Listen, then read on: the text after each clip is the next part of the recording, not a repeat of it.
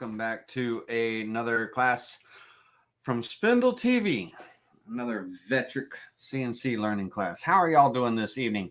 Last week we didn't have a class. I apologize about that. Had a little bit of a Mother Nature incident where a tree decided to fall down and one of its branches go through the roof of my shop right above one of my CNCs, and so it was a whole big old ordeal that I had to deal with and everything, so we couldn't have a class. And so we're going to hopefully have a good one tonight. Now, tonight is just kind of a fun little project that kind of, for me, it's nostalgic, brings back a little bit of tradition and things like that. And it's also something that it's just so kind of fun and unique that pretty straightforward and easy to make. Could probably be great sellers at those town farmers markets and craft fairs and things like that, where just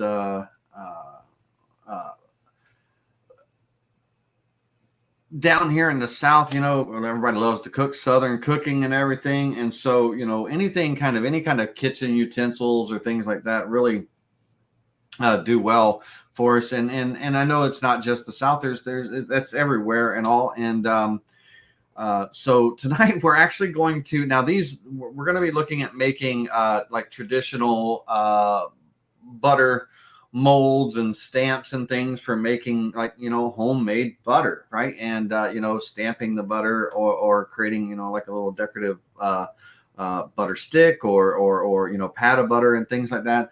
But also now these stamps and stuff could also be used for stamping cookie dough, cookies, stamps for like decorative cookies and things like that in the kitchen and all. So what we're going to do is we're going to go through and we're going to kind of, look at making a couple of these and look at the design layouts and stuff. Now, on the stamps, they can be made a bunch of different ways, but one of the ways is going to require a handle to be made. Now, I'm going to show you two different ways that it can be done. One is a two-sided job, and then one is a rotary axis job and everything. So we'll look at that so everybody has the ability to do this. For the most part, a lot of this can be done in Vectric VCarve Desktop Pro and Aspire. The fourth axis, the rotary, more Pro and Aspire than Desktop. And then with Aspire, some of the models or some of the designs, that can be customized a little bit more and things. But regardless, we're going to look at it all. So everybody is going to get something out of this tonight. And again, it's not always really about the project. It's just about, the techniques or the design approach and things like that. All right. With that being said, let's stop talking here. Well, I got to talk through the whole night, but let's get into it. And I really think that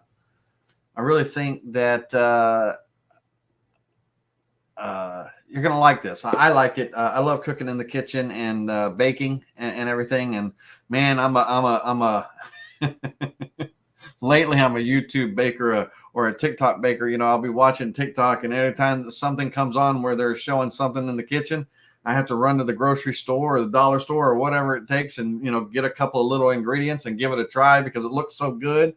Some are awesome successes and some are absolute fails, but I love to give it all a try. And I've tried my hand at making homemade butter, and hey, it's not as difficult as one would think. Pretty straightforward.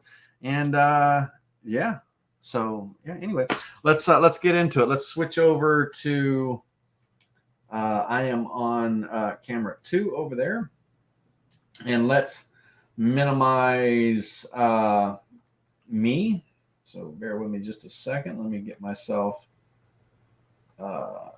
down in the corner. And then let me see if I can bring a little bit of that. There we go. Awesome blossom. Um, what am I doing? Okay, so the first thing I want to do for everyone is a little bit of an audio video check. Make sure y'all can hear me clearly and see me and stuff. We should be doing really good these, lately with, minimal, buffering and things like that. There might be one hiccup every once in a while, but we should be doing pretty good. All right, let's take a quick look, a little show and tell to get started and everything. That give you guys and girls some visuals of what we're kind of going to be playing around with tonight. And what I want to do is give me just a quick second. Let's switch over to here so I can see what you see and everything. All right. So what we're going to be looking at is kind of a traditional molds that we can, mold butter with, or stamps like this little stamp that you see here, and also some paddles for, handling and making the butter pats and things like that. A traditional mold, there's all kinds of different shapes, but the one that we're going to be working with is one that I like. It's a split mold design. It's easier for I think in some cases, because really what you want to do, there's certain molds, cup type molds and things like that, and you really want to give them kind of an ice bath. Get the mold kind of actually chilled, so when you're stuffing it with butter and all, it releases very easily. And things like that, and you really pick up a lot of the design and stuff. These particular molds, they are pretty much, let's see here, they are pretty much kind of a three-piece mold, if you will.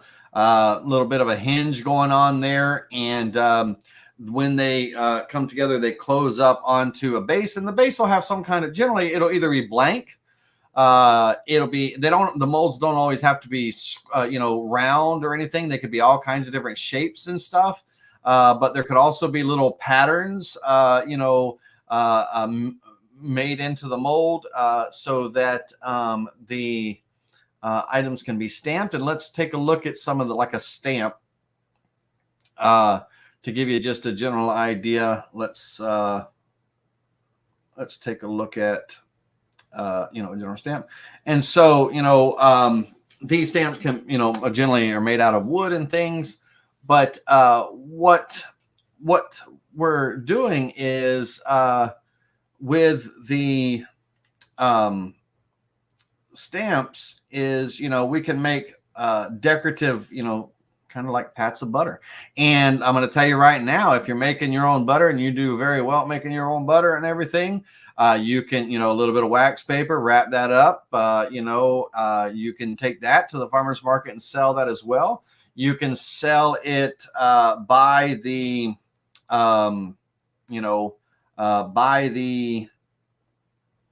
piece. You can sell it by the dozen or what have you. Really kind of like, just take and, have some fun with it and stuff. And so basically, traditionally, there are a set of paddles which we're going to be making. And these paddles will be, smooth on one side. Sometimes they'll have ridges and things like that. And basically, it's used to kind of shape and handle the butter before it goes into the mold and everything. So what you would generally see with the paddles and everything is that when you are, at the kitchen counter and stuff, you would be using the paddles, and they come in all different, shapes. And some can be wide, some can be long and narrow and things like that. But they'll generally have like kind of a rib side, for edges and stuff. But generally you would, kind of shape these pats, sometimes it's just like taking dough and rolling, cookie dough in your hand to make that dough ball that you put into the cookie sheet before you flatten them out. Or you don't flatten them out. When you bake them, they kind of melt out into the flat round and stuff. But then once they're kind of shaped, then the stamps are kind of pressed in to them, pushing them down, creating that, that stamped, um, butter, right? So those cone kind of shapes, they just kind of shape. It doesn't have to be a cone, but that's usually it. Just it kind of spreads out better when they're pressed down.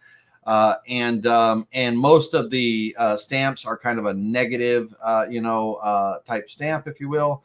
And so we're going to make some paddles. We're going to lay out just a very simple set of paddles. Going to show you how to make the a wooden stamp that has kind of a bit of an embossment in it. It could say words. It could have little shapes or what have you in there, decorative little graphics or pictures and things. And we're going to show how to make the handle as a two-sided project, on the flat table, but also we're going to do a little bit of rotary axis, turning the handle and tenon that gets glued into the, the stamp, whatever shape it may be. And then we're going to, look at making the three-piece mold in this particular style. We're going to kind of lay that out and have a little bit of fun with it. And again, it's not necessarily the project. This might not interest you at all as far as a project concerned. You're never going to make butter in your life, and you don't see it fitting in your, your items that you might sell in the store. And again, these sell, these traditional, sometimes they're referred to as French molds, French butter molds. And, but these traditional molds, really for those individuals that like, the not shabby chic, but the farmhouse decor and things like that. Having a little basket of molds is pretty slick. And when I say basket of molds, what I'm talking about is, let me give you a general idea here.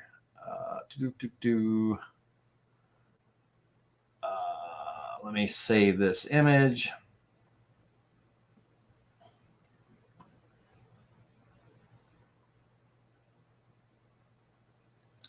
Mold bowl.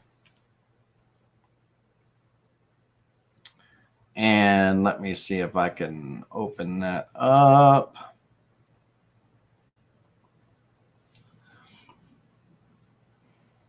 So it's hard to see and everything, but just these are kind of just a little decorative collection of molds in a decorative bowl sitting on the kitchen shelf and everything. And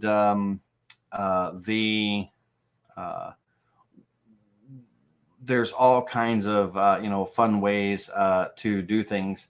And just to one last show and tell on the image. Let's bear with me just a second here.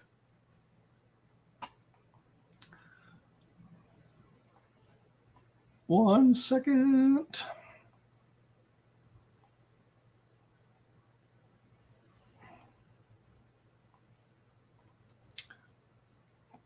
So molds can be just a simple block of wood with a decorative design cut into it. Now, this particular mold would definitely want that bottom piece to be removable in some way that kind of pushes the stamp out or what have you, or pushes the butter out and everything, because unless you really chill that butter and everything, I mean, it's almost it's not going to just drop right out of the mold. Now, typically the wooden molds, to keep them lasting for a very long time, it's just like a cutting board.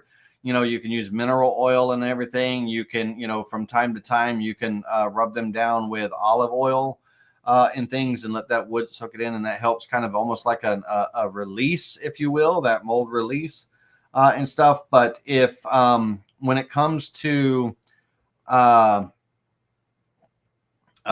molds and things, so let me show you. one more here. They can be just blocks of wood with designs and everything cut into them. But again, if I kind of prefer the split mold so that it's easier to release. But really, it can be, you know, all kinds of shapes and stuff. So we're going to look at just a traditional stamp and a split mold. And yeah, we're going to see if we can have some fun with it. Okay. All right. So let's go ahead and get on out of all this.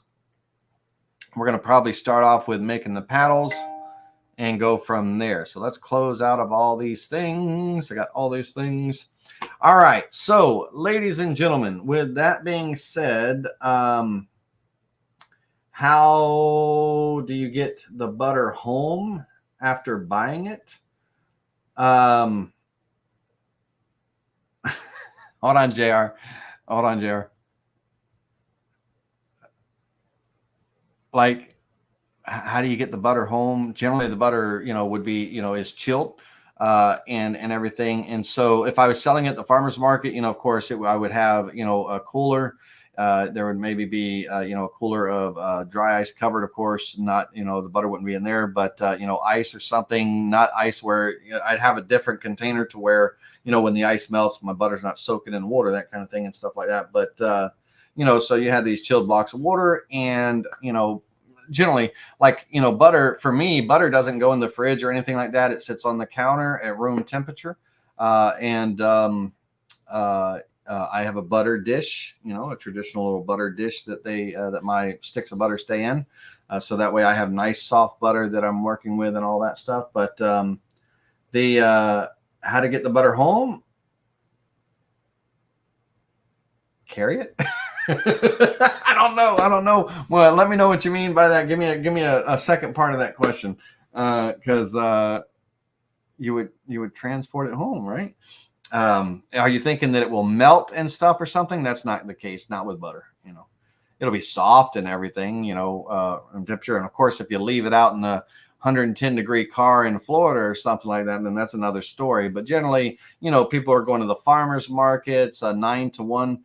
You know, they're walking around and stuff. They'll buy things like, you know, that, you know, probably they'll make that the kind of like the last purchase of all the crafts and stuff or whatever they're buying as they're leaving. And then generally they're, you know, going home, or they might, you know, go home, or they're, you know, stop to eat. But one of the things that you could do is you could buy these gel packs, ice little gel packs in bulk that you know you have free, you have frozen and stuff, and you have in a cooler of ice. And when you sell these, you know, this homemade butter at the farmer's market in the little bag, you know, their little bag, they get their butter, and then they get this little, you know, disposable, you know, ice pack, if you will, that can accompany with it to kind of keep it cool, just in case to have errands to run. There's all kinds of ways that you can, do that. And you can get, you know, disposable little ice packs and things like that from Lowe's, or, you know, I mean, even you could go, you know, it could be something as simple as Ziploc bags of, you know, ice, right? You know, kind of things like that. And stuff. So yeah. But they sell little disposable ones and stuff. All right. So hopefully that answered your question, JR, and all that stuff. All right. So let's take a look at a couple of things, and we'll kind of get started. So right out of the gate, let's assume that we were making a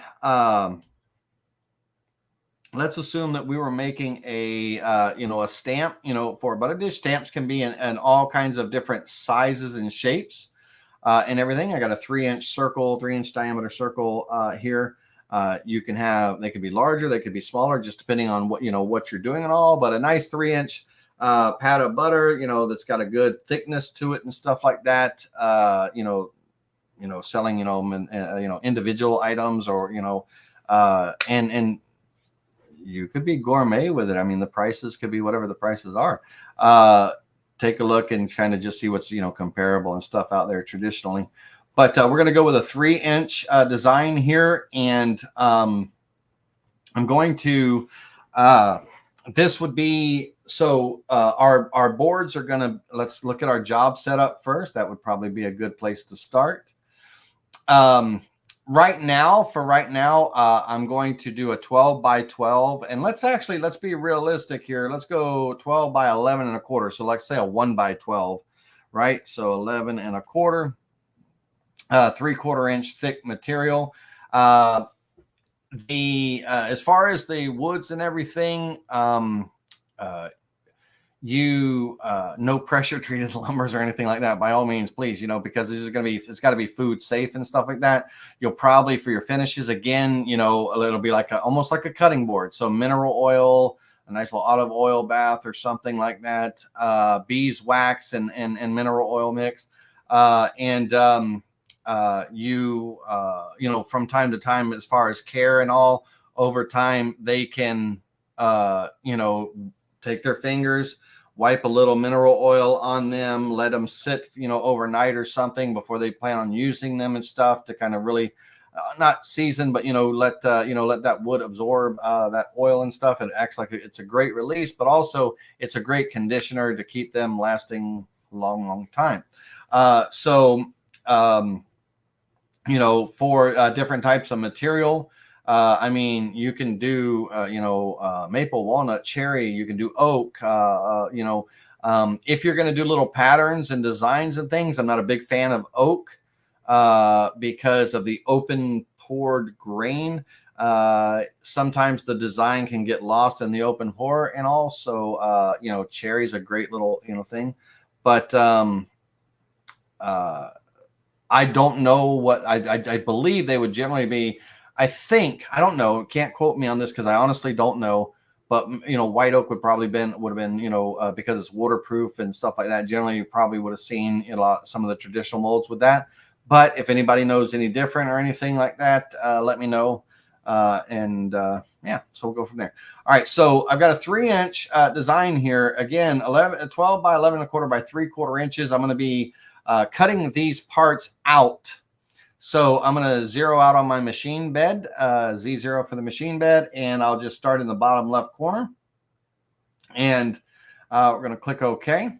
Now, right out of the clip art, straight from Vectric, VCarve, Desktop Pro, and Aspire, you've got some clip art that came with it. And a lot of the different clip art and all, the decorative clip art and all, there are a lot of cool little designs that one could use from the clip art. So what I'm going to do is I'm going to go into my decorative clip art, and I'm going to come down and I'm going to, there's a couple of them that I really like. One is going to be this flower flourish. We'll get that on the board. The second one, there we go. I was waiting for it. I was like, where'd you go? There we go. Let's get that on. We'll size that down. Another one I really like is, let's get down to it. Let's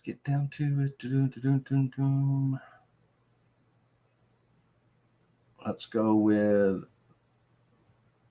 this one. Okay. All right. And that'll be a good start for right now. But yes, within the, within the models and stuff, there's all kinds of cool little designs that would be really neat and stuff. They could be initials. They could be, anything really. All right. So let's take a look at the, this little flourish here first. I'm going to size it down to fit within my, my 3-inch area here.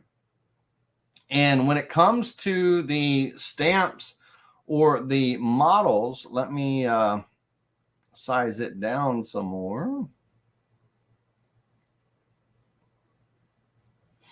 Now I'm gonna, with this model selected, I'm gonna hold down the shift key and I'm gonna select on the circle. And then I'm gonna use the alignment tool to align to the center of that last selected item, just to kind of get it there in the center. And let's go to the 3D view and let's kind of focus over here for a moment. When it comes to the stamps, we want a kind of a negative emboss, you know, and things like that.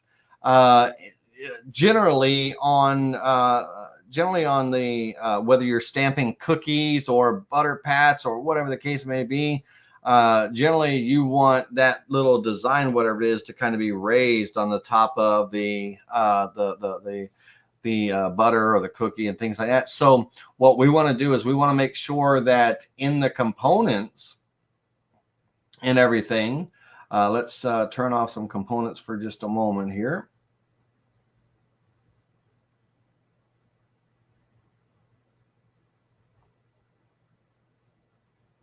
Just for a second. In the properties of the component, what we want to do is we want to kind of make it a negative, a subtract. And basically it's going to kind of just reverse it. Now what I'm going to do is I'm going to create, we could create a zero plane so we can kind of see that zero plane and everything. But what I'm actually going to do is I'm going to just make a kind of a round, like the stamp and stuff. So I'm just going to extrude this up. Now this isn't necessary. Like I said, we can do this in, you know, Vectric, you know, VCarve, Desktop Pro. And so we wouldn't be able to extrude what I'm about to do right now, but I'm just doing this for kind of visual purposes so you can see what's going on here. But let's take that and let's make this 3/4 inches thick. And let's make it a merge. Create, not a merge, a goofball, and apply. All right, let's close that. And let's go into the components. Go. We're going to take that flourish and put it on top there. Now, what's going to happen in here is when this stamp comes down and pushes down, this little scalloped kind of border around there is going to create kind of a dish, if you will. And then this pattern. So if I were to turn this around just for the moment, so you can see the pattern right here. This is exactly what the pattern would look like in the top of the butter. But now we don't want to go that deep with it and everything. So we're going to generally, we're going to, you know, be kind of somewhat shallow on the design and stuff. It's just a nice little embossment. And let's try not to do that there. Hold on a second. Not sure what that was right there. But it's generally going to be kind of a shallow. And so in the top of the butter, you would have, they would literally imagine this round puck that you see here. Imagine that being the pat of butter, right? And when you stamp this down, it's going to create kind of this recessed little scalloped kind of square area with this flower in the middle. And that's what's going to happen. We're going to be creating that. But in order to create that, it's got to be kind of almost like a mirror image, you know. So in our actual part is going to be kind of sticking up like this and everything. And so when our part gets cut out, when our stamp gets cut out and all, it's going to, you know, kind of have this pattern. Now let's set this up proper here for just a moment. We're going to, in our job setup, I'm going to set this up as a two-sided job, because on the back side of this area, this circle and everything here, I'm going to create a pocket, a hole for a tenon to go into. And that tenon is going to be for the handle.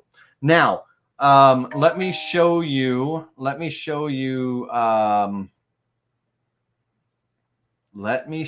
if I can find it.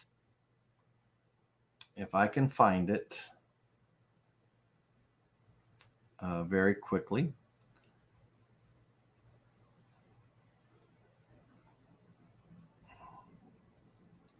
So open image in another tab. And then this one right here.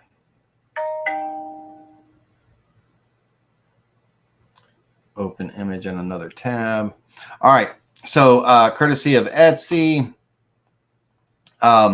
So some, I wish I could zoom in, but sometimes the handle doesn't have to be coming out of the back like a stamp, right? So the handle doesn't have to be, what we're designing here. What we're designing is exactly kind of what you see on the screen here. We have the paddles. There's going to be a set of paddles, not just one. There's going to be two. And then, a stamp. And the stamps are going to have a nice little relief type, engraving or whatever in it. And again, it could be just a very simple engraving. It could be a complex, don't get too crazy, but, just a nice little something just homey, right? But our handles, what I'm going to be making is going to go into the back of the puck, if you will. Let's call the round part the puck. The handle is there's going to be a tenon on the end of that handle that's going to go into a pocket on the back of the puck to create this kind of hand stamp. But just the same, the handle, we could make it kind of a flat thing where it's kind of like a side thing. Like if you didn't want to do it as a two-sided job, let me see if I can, bear with me just a second here. Let me pull this on the screen. It could be, just something, with a handle to the side, right? So where you're just, kind of pushing down. And then of course that little embossment or whatever that design is, in the body, the main body part of that handle. So it doesn't have to be on the back. It doesn't have to be that kind of traditional stamp and everything. It could be, it could come off on the side and everything, whatever, literally, you have the freedom. It could be it could literally be just the puck, right? Where you just hold the puck and everything. Just like, think of like a cookie cutter, if you will. Because all we're doing is we're taking the butter that we've already mixed up in a bowl, and we've drained all the water off of it. We washed all the cream and everything off of it. We have just the butter itself left. Now the butter's still malleable, so we're taking our paddles, we're scooping some up onto our cutting board or our mixing table or whatever the case may be on our kitchen counter, and we're shaping the butter, and then we're kind of pressing it, stamping it down, creating that shape, right? So there's all kinds of different ways that we can approach that. So, but in this case, I want to set it up as a two-sided job, because on and I'm going to flip the along my y-axis. I'm going to flip along my y-axis, but the puck, I'm going to have a hole on the back of the puck for a tenon, a pocket. I'm going to have a pocket for a tenon from the handle, and that way it can just kind of get glued right in there and all that stuff. So I can cut all my pucks out of a flat sheet, flip them over, do all the pocket holes on the back first, then flip it over with my dowel pins, create all my little carvings and my profile cutouts. Now I have all the pucks, and then I can go on to making the handles. And I'll show you again, we're going to do the handle as a two-sided job, and we're also going to do the handle as a rotary job. So you can see both aspects of that. So let's imagine, if you will, let's go ahead and get some things laid out here. I'm going to take this, and I'm going to let's get that centered there. I am going to just take my circle, not my model and everything, but my circle and all, and I'm going to do just a simple array. and I can go 3 rows, 3 columns on this. Let's try 3, not 28. And in between each one, I should be able to put a 1/2 inch, 3/8. And so, oops, let me undo that. I want a 1/2 inch in both.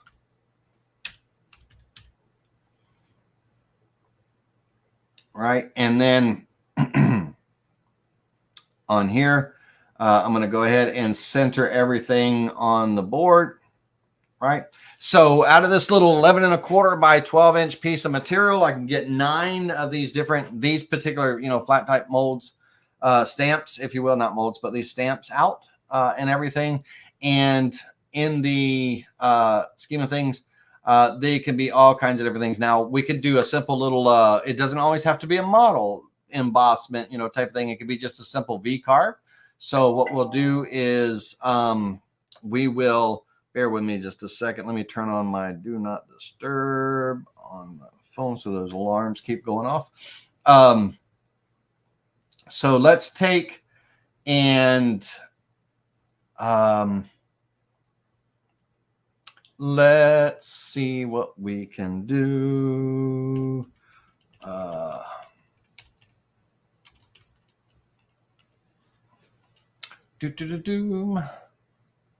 Let's see.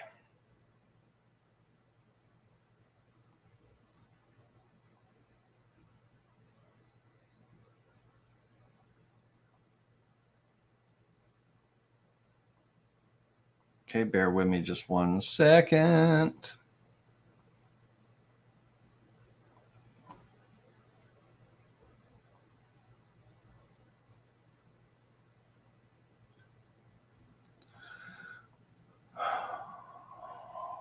Flourish. Put that in the butter folder. Okay, so let's import a little flourish. Let's go into our butter folder. That is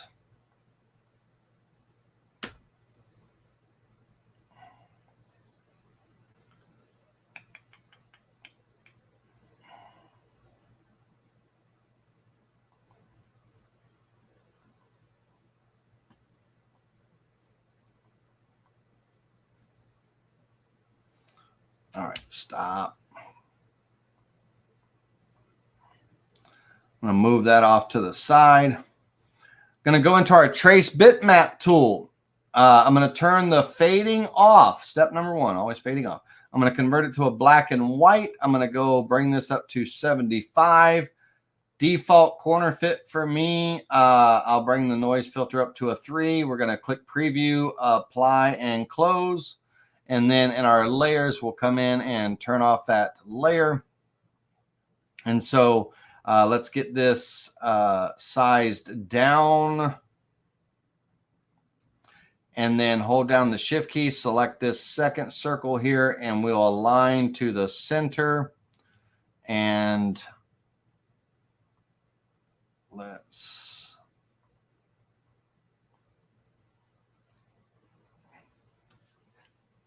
ouch. All right. Now, if you wonder why it did not align over here, there's a little little piece of trash. And so when it went to align in the center, that piece of trash was throwing it off. So that is centered there. And so we can do a little bit of a V carve. Now, when we're doing something like this, we could do it with a V carve, or we can use a ball nose, and a very small ball nose, right? If you will, kind of a 32nd or a 16th inch tapered ball nose and stuff like that to try to get as much little detail as you can. But we can also use a V bit. Now, I don't want this V to be deep, so I'm definitely not going to be using a 22-degree V bit or 60-degree V bit. Sorry, I had the hiccups. I want this to be somewhat fairly shallow, a little bit of detail. So I might use a 90, possibly a 120. So when we're looking at something like this on the, if we're doing it a vector versus a model, the first one was a model, right? We still have another model that we're going to do that other flower and everything. But if we're doing a vector, we could do it as a pocket cut. We could do it as a B carve. I want to try to get some of the little detail in there because the stamps can really do well, but it's not, honestly, it's not going to get all the sharp points and it's not going to be crisp and all. It's going to be typically rounded. And you kind of want that. You want it to be able to release, right? You don't want butter sticking up in this mold and everything, and then when you stamp down, and then when you come off, half the butter's inside the mold, right, and ripped off the top of the piece and everything. So that's kind of defeats the purpose. So for this, you could also set a flat depth, kind of a limit and everything. And I got to go in and change the size of my model. I'll do that really quickly. Bear with me just a second.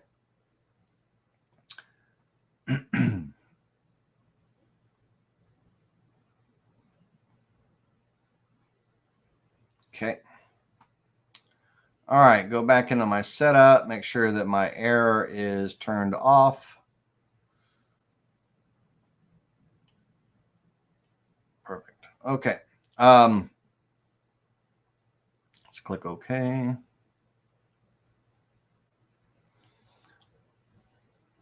Now, hold on a second.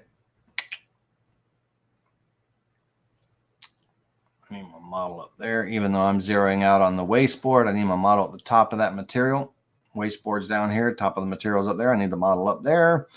All right, so for our V-carve, we can set a flat depth and everything. I'd probably try to stick around, like an 1/8 inch and all. Sometimes, I mean, if the butter is solidified enough to where it's still malleable, but and not hard as rock, but where it's still malleable, but it can hold a shape well. And if we give our stamp a good ice bath, like soak it in a bucket of ice or ice water and all, kind of give it an ice bath to chill it, the stamp, so it releases. So, it kind of, press down and releases and everything. We could probably go a little deep and all that stuff, but not too crazy and all. I'll just kind of limit it to, an 1/8 of an inch. But I'm probably going to use, we'll look at it with a 90 degree and we'll look at it with 120 degree and see, where we're at and stuff. But I'm also going to look at it with a ball nose too. So you can we're going to do all three with just this one vector so you can kind of see the difference. So the first one is going to be a 90 degree V-bit. We'll go ahead and calculate that. And we'll preview that visible toolpath. Let me tighten up my visual. Let's try that.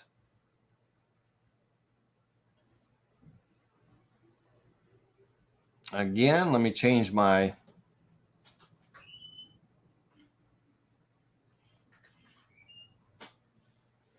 tighten up that preview there. All right, and so actually pretty decent and everything. Nice drafts on that, with the 90 degree, pretty much that's kind of a draft. So it should release very well and everything. And so this pattern would, kind of be up in there. The holes, again, everything is going to be less than 1/8 of an inch. I'm only actually on this where it, just a little over a 1/16 and stuff. But really decent there. I don't actually, with looking at that, I don't think that I need to do it with a 120. Let me take a look at a 120. Magnate makes a very good, they come in 1/4 inch or 1/2 inch shank, the 120 degree V-bit. For this, no limit on it because the 120 is going to carve shallow on this small design. So don't need to set a flat depth for it. We can calculate that same cut. Let's reset that preview and preview the visible toolpath with the 120. And I'll answer questions. Give me just a second. I'll answer questions as they come up. And so with the 120, yeah, we're only like here on the depth of this deepest circle here, we're only at 0.04. So a little over a 32nd of an inch. In the deepest part of one of these petals here, let's come down to right about here. Again, you know, 0.04 and some change and stuff, 03, a little over a 32nd and all. So a 22 would be a nice little 120 degree V-bit would be a nice little V-bit for creating that shallow carve. And so now, you know, just like I said, it doesn't always have to be a model, and we can come up with all kinds of fun little flourishes. We can come up with all kinds of fun little letters or characters. It could be a heart, you know, it could be, you know, I don't know if a heart would be a good idea because butter's not good for the heart. But anyway,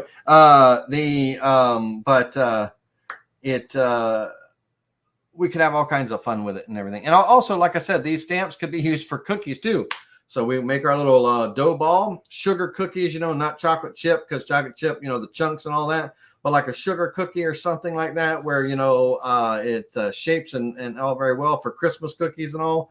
We can actually use that stamp to kind of flatten out the cookie and create the little stamp on the top. So we can do all kinds of fun, creative things and everything. If you want to reverse this so that if you want this reverse so that the flower is indented in, which I don't think would look very good, because you have to think about, we're looking at the opposite. We're looking at the stamp, not the piece, right? So but you would just select the circle and you would carve it, doing it like a raised design. Imagine kind of a raised design, right? And everything. And so it would be it would be kind of cute and all that stuff, you know, cute and all. So now let's say that, let's go look at our other flourish real quick. Let's go back to our components and let's turn on the big flower that we had, right? Let's take this one. Let's get this size down. Again, I'm going to select that. I'm going to hold down the shift key, select the circle, and I'm going to align to the center of that last selected object, right? And then I'm going to scale this up actually a little bit bigger.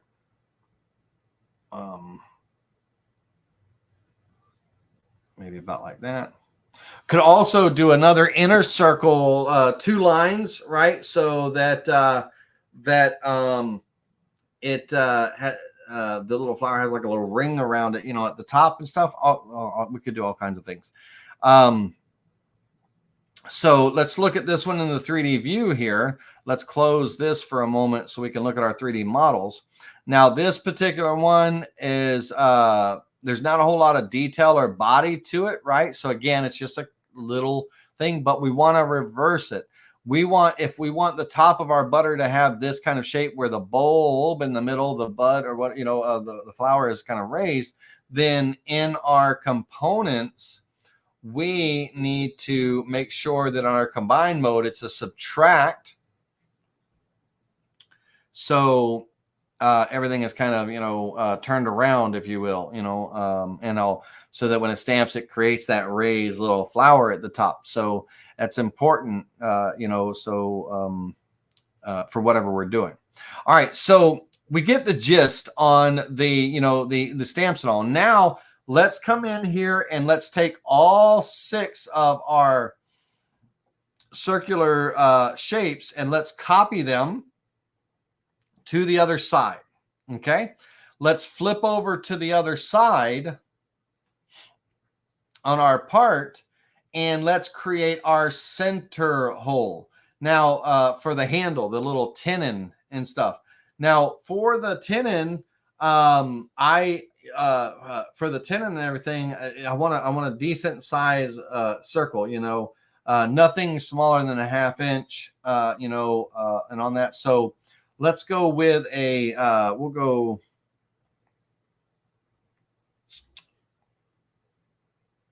We'll go 3/4. Okay.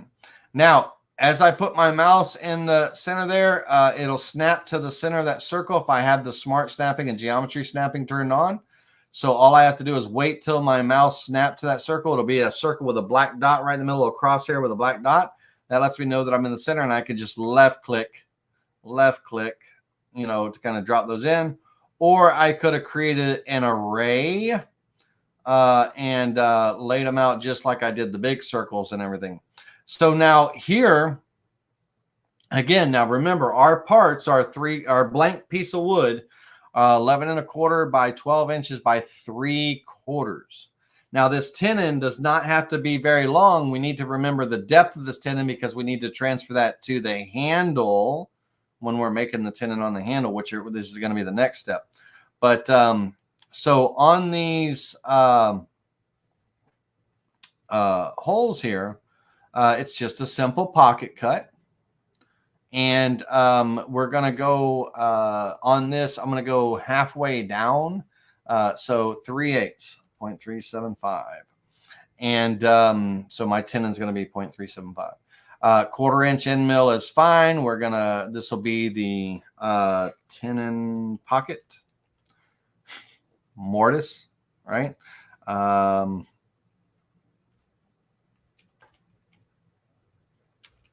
For handle. Okay. And so when we calculate that, let's do a profile cutout.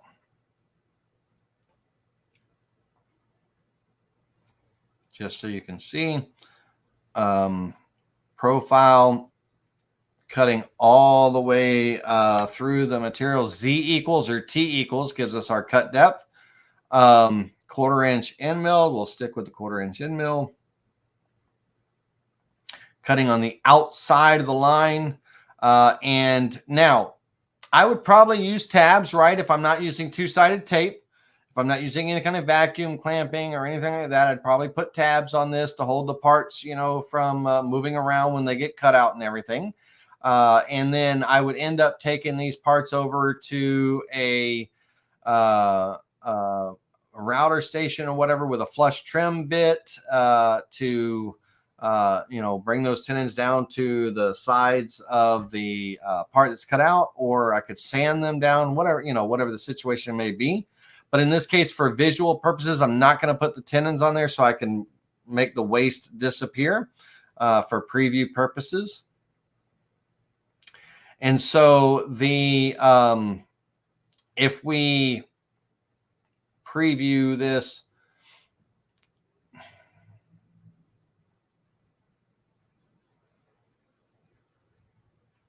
when it's done.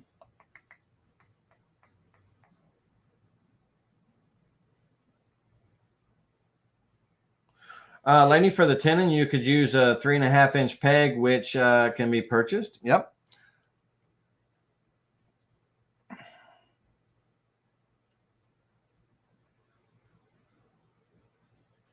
Absolutely true.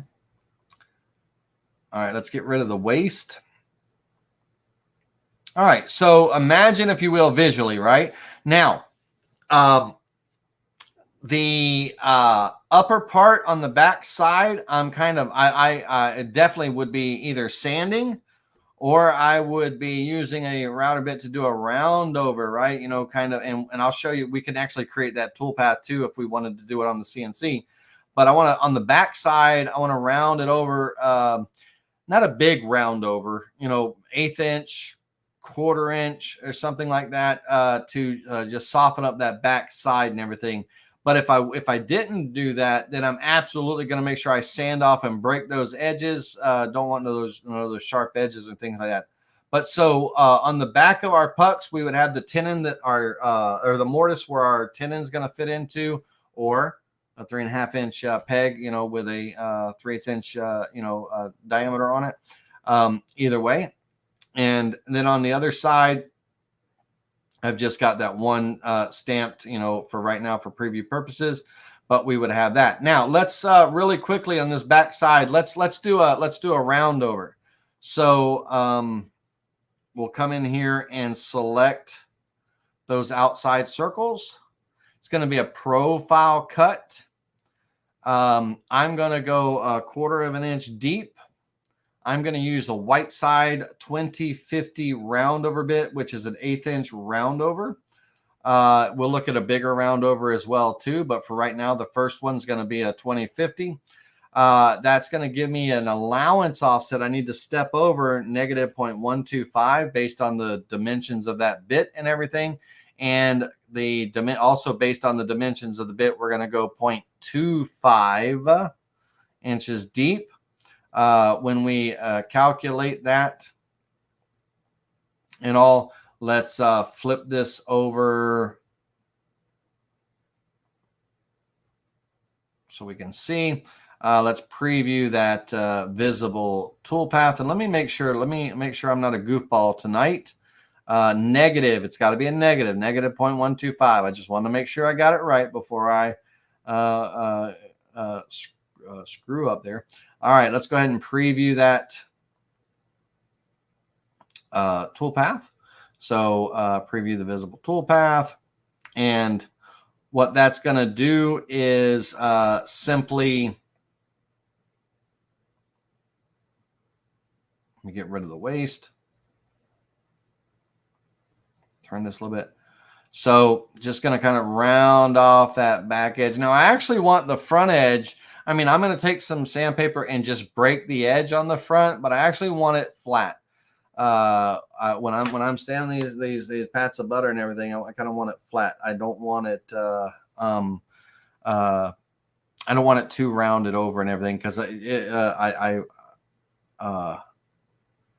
don't want that impression, that round over impression and everything. But now imagine, so we could do, this is just a simple 1/8 inch roundover, nice little simple roundover. But imagine, if you will, this could have been a, let's go with a 3/8 inch roundover, and let's select that one. Same cut depth and everything. And on that 3/8 inch, the overall diameter on this is 1/2 inch. And then we're going to have the radius, that 3/8 inch radius. If I need to know, my step over is going to be 0.25, negative 0.25. But if I need to, let me put my negative 0.25. If I need to know for that particular bit what my step over and everything is, I could actually just draw it out, right? So I'll start off with a rectangle. The overall cutting diameter, the width, basically is going to be 1/2 inch. The radius, internal radius, is going to be 0.375. And the cutting height, we'll go, just for right now, we'll go 0.625. And then we'll click apply.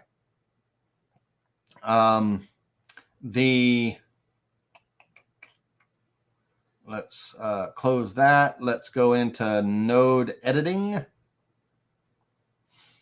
Over here, we'll come up to the top. We'll cut the vector here. Cut the vector here. Get rid of this left top side. And if I measure,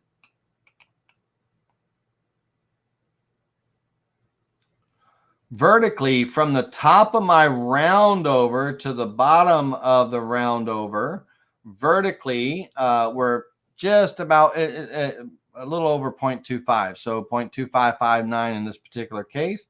And horizontally, the step over, this will give me my step over from here to here. Horizontally, we should be at 1/4 of an inch, right? So that negative 0.25. All right, let's go ahead and close that. And since my roundover, since I see it's 0.2559 in this particular case on the height, that will be my cut depth. I'll actually, be precise on that, but my step over is negative 0.25. So I could calculate that. Let's select our vectors.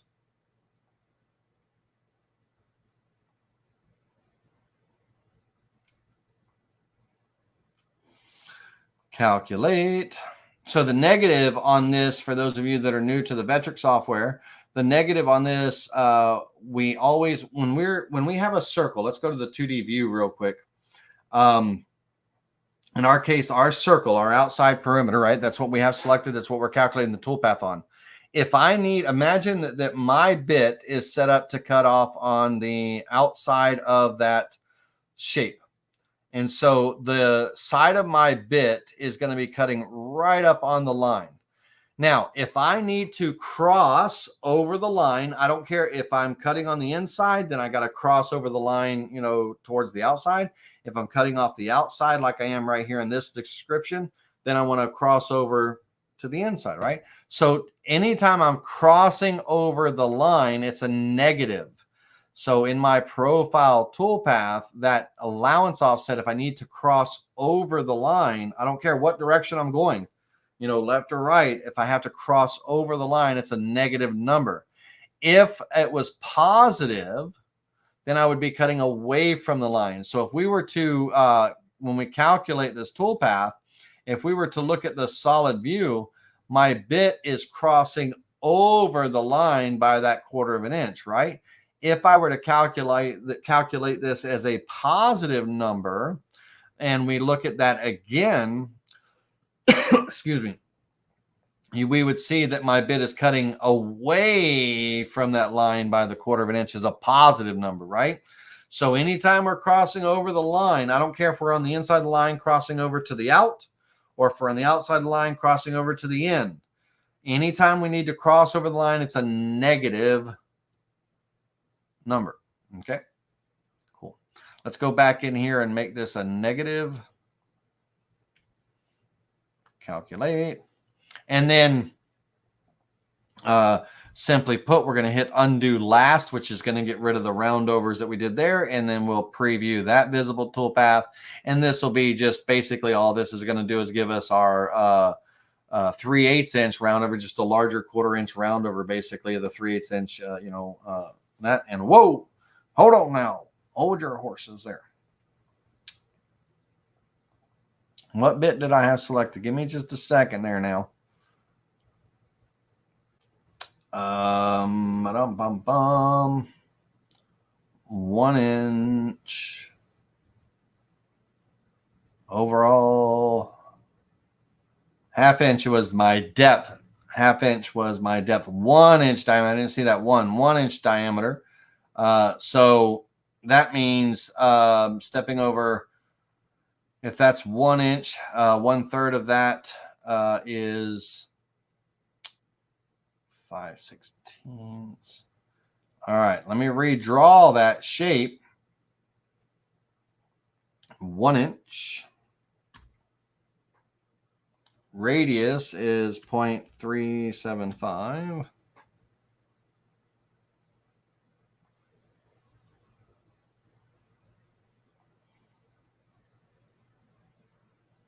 Let me node editing. Cut the vector. Cut the vector. Get rid of the left side. All right, let me measure this one more time.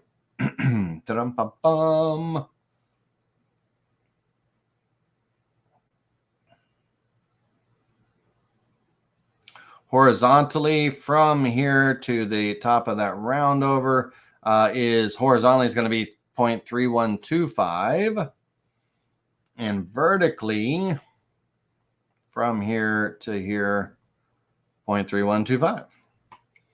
All right, so 0.3125.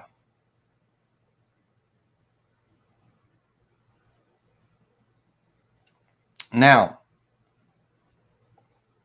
0.3125.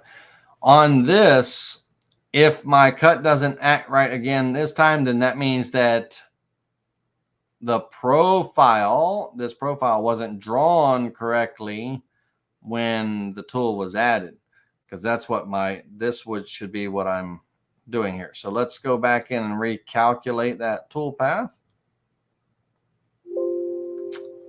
Select the vectors.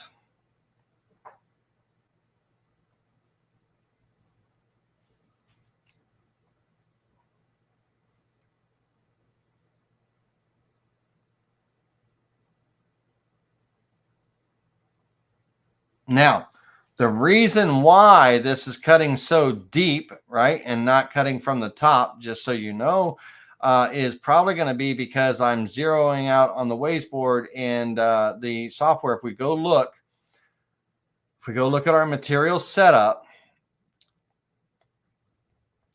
you have to remember I'm on the bottom right now. Okay, I'm on side 2 at the moment. So when I flip over to side 2, this should be down here. Okay. So let me recalculate that toolpath.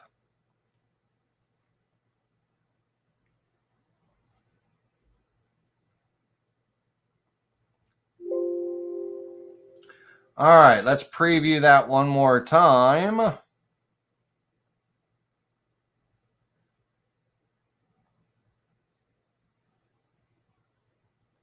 Preview the visible toolpath.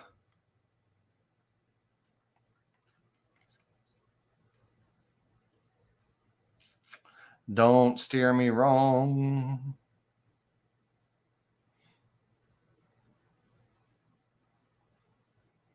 Okay, so you see this big lip right here, that big lip that's happening and all? My cut should be out here, not in here. Now, that tells me that the profile for my bit wasn't drawn correctly, because that step over, when I'm cutting on the outside of the bit and I'm stepping over that 3/8 that I just measured and everything, it shouldn't be recessed in like you see here, right? So what I'm going to do is on the tool, I'm going to draw a line up here.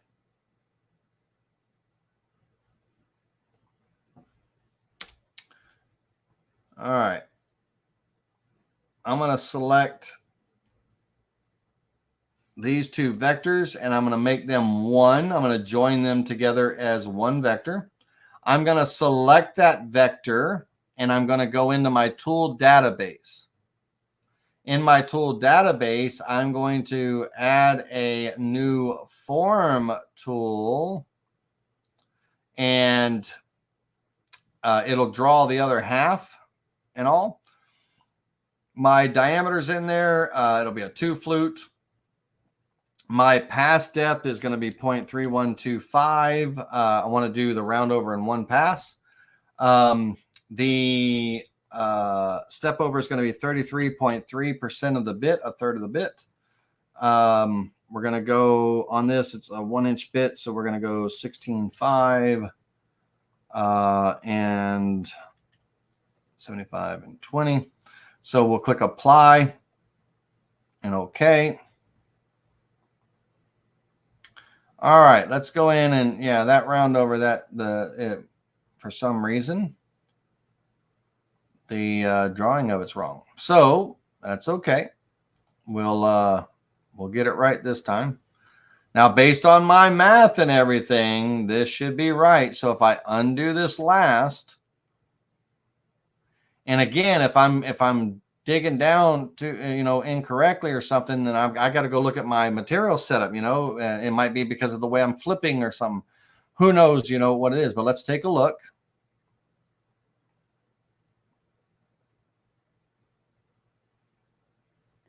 Let's take a look, take a look, take a look.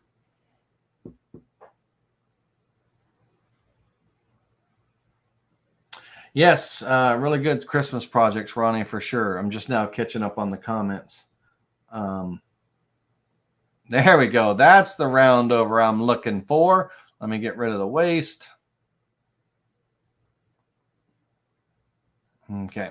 So there's always a rhyme and a reason for something, right? So I knew that, based on my measurements and everything, that I was putting in the correct dimensions. The pass depth, how that start depth is 0, cut depth was 0.3125. The step over, that allowance, negative 0.3125. That takes me right at my round over here. No, that's correct, but it wasn't showing correctly in the tool path. So it's kind of like one of those things when you're like trying to figure things out. It's a process of elimination. Okay, let's look at our material setup. Am I set up correctly? Let's look at, in this case, it was the actual, that bit, the geometry that was selected when that tool was created in the tool database, it was incorrect, right? So there you go. That's why it's important when you're drawing out the profile of your right side profile of your bit, it's got to be to scale. No screw ups. And even I screwed up. All right. So now we have this nice little round over. Once again, we would have, our stamps. So the back part gets cut first. Okay. Now, again, not the profile, not the cutout. That's going to be done the very last thing, right? Now, I could cut halfway through the material on one side, halfway through the material on the other, or I could just cut all the way through on that second side, whatever the case may be. But in this case, I'm just kind of showing you preview purposes, so I created that toolpath on the back side. But for this, side 2 would get run first. So this side here would get run first, and it would simply only be the pockets, and there would be no profile cut. It would only be those mortises for the tenon. That's the only cut that's going to happen on this side, okay, for these 6. So just that tenon. Now, there's also going to be dowel holes for the flip, right? Because that's a 2-sided project. So in this 2-sided project, I'm going to take a 1/4 inch alignment hole. Now, we can put 1/4 inch alignment holes really anywhere that we wanted to, right? So I could put one here, and one over here, right? I could have just 2 of them diagonally, across from each other. I could have them really anywhere that I wanted. They don't have to be exactly, they don't have to be exactly, what is the right term, asymmetrical. They don't have to be symmetrical to each other. They can be just wherever you put them. So because what's going to happen is these 2 shapes, they will get mirrored, right? Copied to the other side, and they get mirrored based on the flip direction. And I'm flipping along the y-axis, right? So when we look at side 1, these holes will be opposite when it flips over. So, this one will be up here, this one will be down there, right? And when we flip back to side 2, we'll see that, they're here. So we would have our alignment pin tool path. Drilling operation for me, it'll be a drilling operation. I'll go 3/8 of an inch deep. I always go 3/8 of an inch deep into the board, 1/4 of an inch deep into the waste board. That's kind of my setup, because my dowel pins, they're still pins, dowel stock steel pins, but they're a 1/2 inch in length. So if I'm going a 1/4 inch into my waste board and 3/8 of an inch into my project board, I'll have like an 1/8 inch in place so I don't bottom out when I'm sticking that, when I'm flipping that board and pushing it down under the dowel pins. I have that kind of 1/8 inch of play, gap that I'm not going to bottom out and my board's going to be sitting crooked or anything like that on the waste board. So we'll come in and create that 1/4 inch bit. This will be my side one. And for me, this is side one. This is the side I'm cutting first, right? And here, I'll just do it first side, right? First side alignment holes. 0.25 EM end mill. So that's going to be the first tool path. And then with the same end mill, those mortise holes are going to get cut. And so we will have, that'll be that. So when those two, when that one tool path is run and those two things are complete right there, then this job gets flipped over. But before I flip it over, I'm going to unclamp the board. I'm going to move it out of my way. And then I'm going to zero out on my waste board. And I'm going to, on my waste board, I'm going to mill my two 1/4 inch holes. Now, here's the thing that we have to keep in mind. This is very important.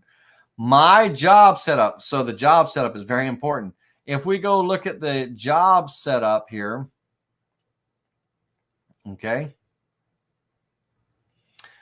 on the job setup, my board is 3/4 of an inch and I'm zeroing out on the waste board for both sides. I'm zeroing out on the waste board.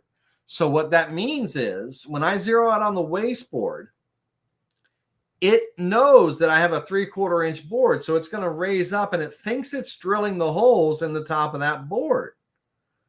So that board's not going to be there. There isn't going to be a 3/4 inch board in the way, you know that. So what I need to do is I need to make sure that I tell my start depth to be 3/4, so it brings the bit back down to the waste board. And then from there, I'm cutting another 1/4. So when I do the alignment holes for the waste board, it's going to be start depth 0.75, cut depth 0.25, because when I zero out on that waste board, it's going to raise up and think it's cutting in the top of the 3/4 inch board. If I put 0, it's going to, if I put 0 start depth, it's going to try to carve in the top of the board. Well, there's no board there. So I need to start down at 3/4. I needed to come back down to the waste board, that 3/4, and then drill the 1/4 inch hole from there. So our start depth is 3/4 and our cut depth is only 1/4. And the only reason, for those of you that are new, the only reason we're doing this is because my Z0, I'm zeroing out on the waste board, not the top of my material. Okay. My job setup over here in the job setup is to zero out on the machine bed. So for me, that's the waste board. Okay. So it knows that it has to raise up 1/4 of an inch to do all my carvings and cuts on the, or 3/4 of an inch to carve and cut on the board, right? But in this situation, the board's not there. I need to go to the waste board. So it's got to go down 3/4, and then from there it cuts 1/4. Okay. Cool. All right. All right. All right. Let's do this one more time. This is going to be our waste board alignment holes, and then 0.25 end mill. Oops.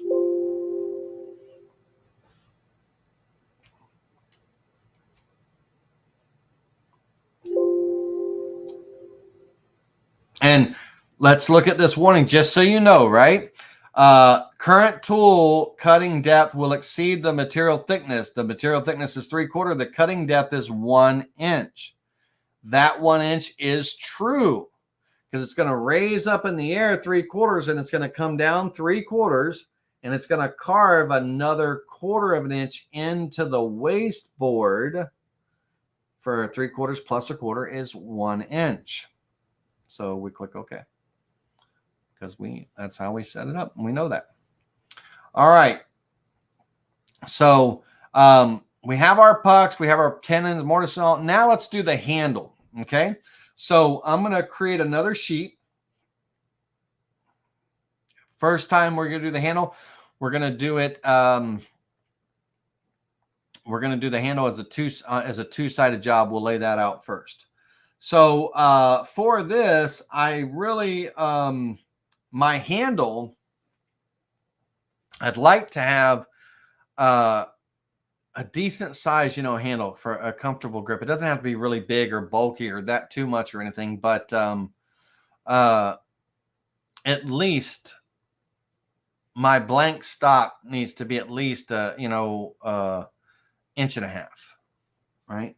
And everything at the minimum 1.25 inches. Even a 1 inch handle is not too shabby, but like a bit of a grip, So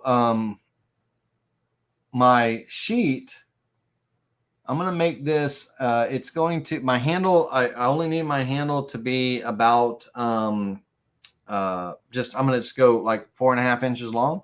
So this will be my handle two side.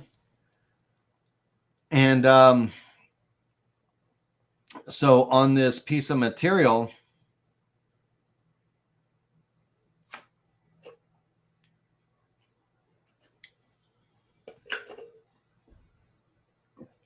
I'm going to have a 5-inch piece that is there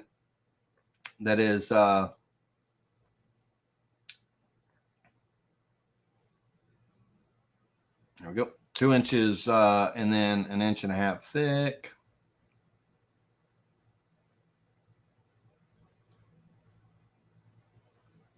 It's thinking. For this, I am going to zero out on the wasteboard, and let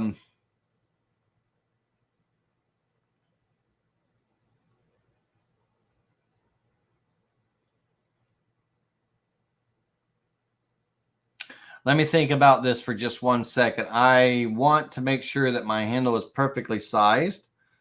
If I zero out on the wasteboard for each side, if my material is off in the thickness, so will the size of my handle.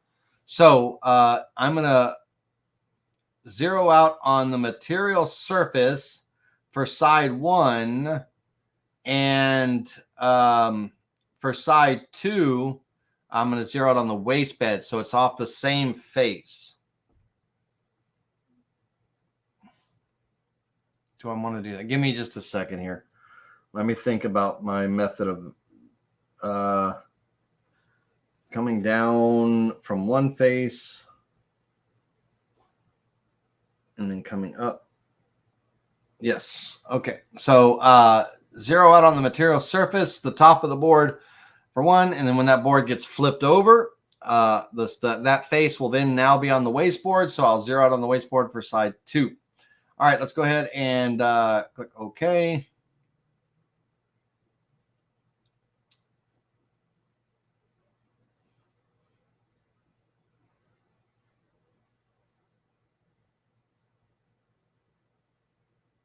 Now, the on this, if I'm using desktop or pro, okay, then I need to use the molding toolpath. I would need to use the molding toolpath to create the kind of the profile of this handle.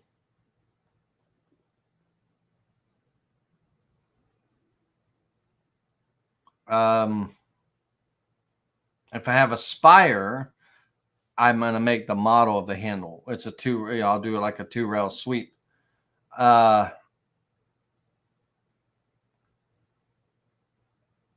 For demonstration purposes, let me do the turn and sweep first. So let me draw the profile to begin with. So let's get on our vectors here. I want to start off with a rectangle. And as I said before, I want a 4.5 inch long handle. Okay. And that is including the length of the tenon. Remember, my tenon is 3/8 of that. So my handle itself is going to be 4 1/4. That's not the right math. 4 1/8. And then 3/8 of that is going to be the tenon. Probably a little under 3/8. I don't want to bottom out and everything. But so my width is going to be 4.5 overall. And my height, I said that I wanted, you know, that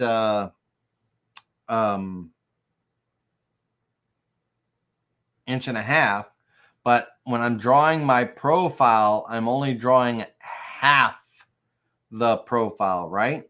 So in this case, that height, because we're looking kind of think of like a side profile view, it's going to be 0.75. Okay. No, for right now, no. There we go. All right. Now, this rectangle, I'm going to use, it's going to help me with creating my profile. So on my profile and everything, first things first, in node editing mode, the bottom span gets removed. Okay, we only create the profile on here. I am going to use guidelines to help me out. I'm going to bring a guideline all the way over here and all the way at the top. This first guideline, I'm sorry. At the middle, that this is considered the middle here. So the first guideline, I'm going to right click on. This is going to be the horizontal guideline. I'm going to right click on it to get the properties, and I'm going to create a relative guide up, positive number. Remember, my tenon was 3/4 inches in diameter, 3/8 inches deep. So my offset, if this is the center of the handle, right, this dotted line, this guideline, then 3/8 of an inch north of that center point, 3/8 of an inch south of that is my 3/4 inch diameter, right? So I need a positive 0.375 guideline to be made there. And then from the end of the tenon, remember my tenon is 3/8 of an inch deep, my mortise is. Now, in this case, I'm going to create a relative guide, negative, because I'm going to the left. So negative, and instead of going 0.375, right, 0.375, which is the full length, I'm gonna be just a little bit under. So I'm just gonna go point. And again, I don't need a whole lot, but I'm gonna go negative 0.3.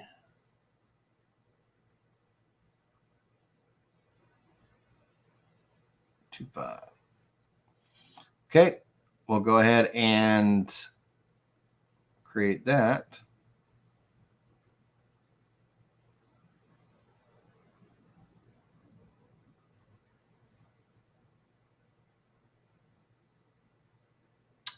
Oh, relative, not an absolute, relative guide, ladies and gentlemen. Negative 0.325. All right. Okay.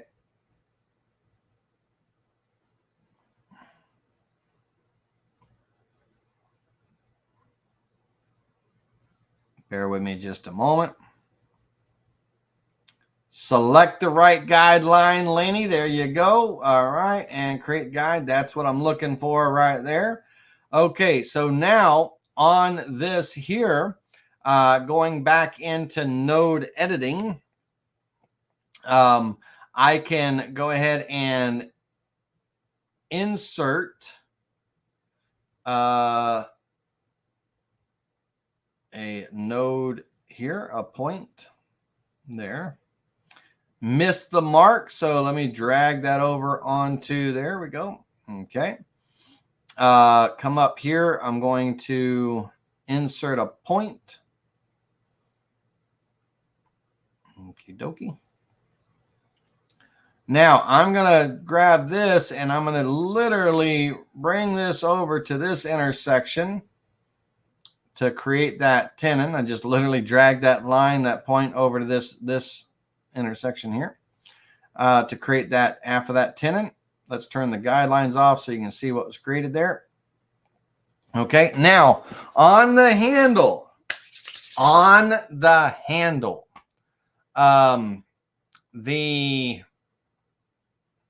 I would like is, hey, Darwin Bradley, how you doing, man? Don't forget to save your work. You know what? That's a good idea. Thanks, Darwin, for that. Let's go to File, Save As. And let's call this our butter stamps. We gotta move along. I'm being slow tonight. Butter stamps.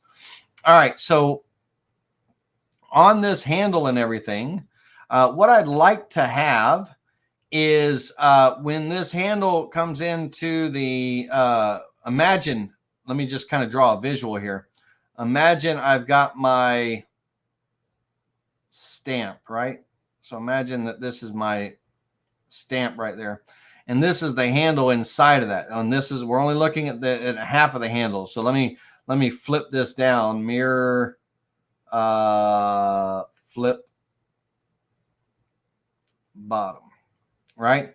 So imagine, if you will, and of course it's not centered, but imagine, if you will, that this is my handle and my stamp and everything. Now, it's not going to be square. We're going to have a nice little, some curves and contours to it. But what I'd like is, when it comes up here, I'd like a little bit of a chamfer right here, where this kind of comes in, a little bit of a chamfer here. And so let's get rid of that. Let's get rid of this other half and get rid of that. But what I'd like to do is in node editing, I can turn my guidelines back on, right? And on my guidelines here, I'm going to just create a relative guide again, and I'm just going to go back 1/8 of an inch, negative 0.125. Okay. And on the horizontal guideline, I'm actually going to just snap that up there for a minute and right click and make a relative guide negative, because I'm going down 0.125. And then in node editing, I'm literally going to center line right here, right? So I'm going to come into a node editing and I'm going to insert a point there. I'm going to insert a point here. Missed my mark. Let me go zoom in, drag that up there. When you put in a point, you can move that point around and stuff. I missed that one too. Not by much. Zoom in, get up close and personal on things when you, and I'm going to delete that point. Get up close and personal on things when you need to, right? All right, now coming in here, let's go with a fillet.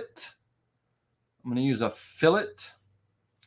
And normal fillet, I'm going to go pretty decent size on this. Yeah,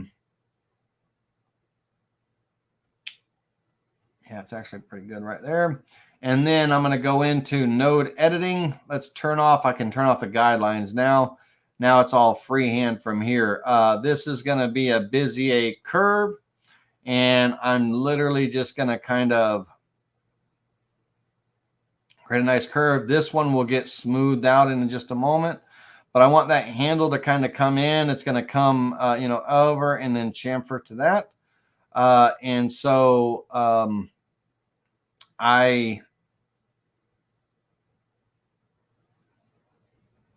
let's go straight there. I'm going to bring this in just a little bit more. Over here, I can smooth this point kind of to round that a little bit. It's still got that undercut, but it's kind of slightly rounded now. I can bring that down a little. On this one here, it's not going to let me smooth that point because this is an arc right here. So if if I were to turn this into a Bezier curve as well, you know, back here, then it would let me smooth that. And if it's going to let me smooth that, you know, that way, then I can, you know, really kind of draw that handle. Now be mindful, okay, that this is half of the handle. So if I leave it like that, on the handle on the back, it's going to have some kind of funky, almost like heart shape and all that. I don't want that, right? So I want, you know, to make sure that it rounds over. So that is a nice look for me right there. It's got that slight little breakaway right here and everything. Now that's my profile, okay? The most key important thing, if I bring a guideline down, well, I already got one there, that this guideline, this point right here, the end of that line, and the point right here, the end of that line, is the same plane, right? Same plane. All right, so that's going to be my handle. So I can move that, you know, here. Now, and that's a lie. I don't want to move it there. I want to actually move it right on the center of my board. And then I want to align it left to right on the material right there. Now, there's a cool tool in Aspire. If you have Aspire and everything, there's a cool tool called the Create Shape by Spinning or Turning a Vector. And in this case, we are turning a vector. So we're taking the shape and literally wrapping it around kind of like 180 degrees and everything. And if you've ever seen those paper mache type bells or whatever that you see at weddings and birthday parties and everything, almost look like a big accordion, but it kind of folds out and around and you tape it closed and it makes this like a bell shape, or whatever it might be. That's kind of what we're doing here. So if I split the view,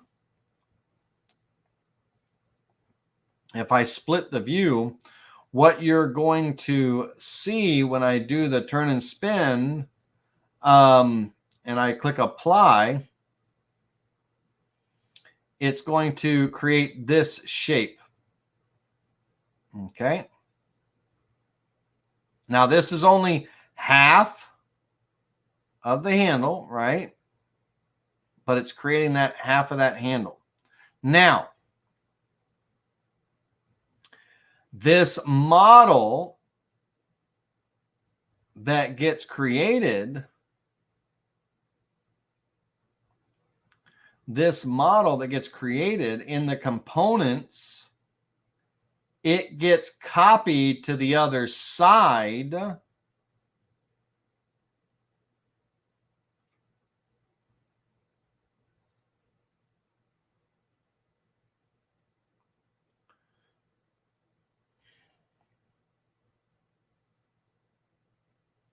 Stand by just a moment.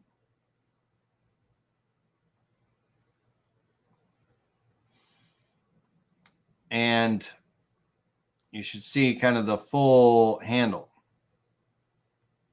right? So that's what the handle is going to look like. All right. So now I would cut half this handle on one side, flip the board over, carve the other half as a two-sided project. But we're also going to do this as a rotary project as well, right? And again, like Robert said, it doesn't have to be anything fancy like this. It could be just a 3.5 inch, dowel, right? We can mill a tendon on the end of a dowel and stick it in there and kind of things, but this is what the handle looks like. Now, that's using Aspire, right? That's using Aspire. Now, I honestly don't know. Let me see how this would be done in VCarve Pro as a turn and sweep. So in VCarve Pro or desktop, with the molding toolpath,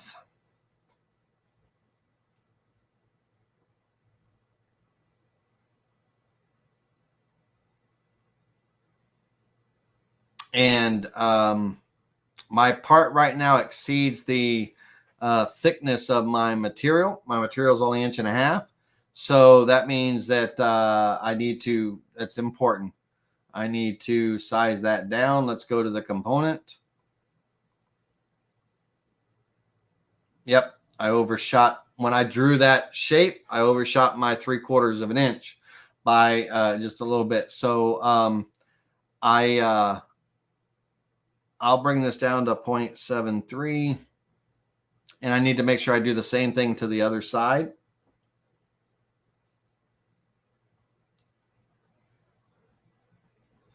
Now, this is important. What I just did was a no-no. That was a screw up. Not going to do it that way, because if I do it that way, it's not only just changing the size of my handle, but it's also changing the size of my tenon. It's changing the size of my tenon. So I'm going to go edit, undo, scale, component height. I need to go in and I need to do it the correct way, which means that on side 2, I need to delete that component. On side 1, I need to delete that component. In my 2D drawing here, I need to create my guidelines.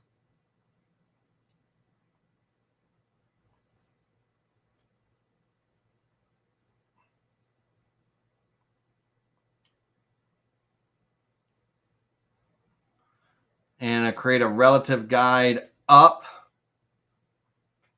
3/4 inch. In this case, I'm going to go 0.73.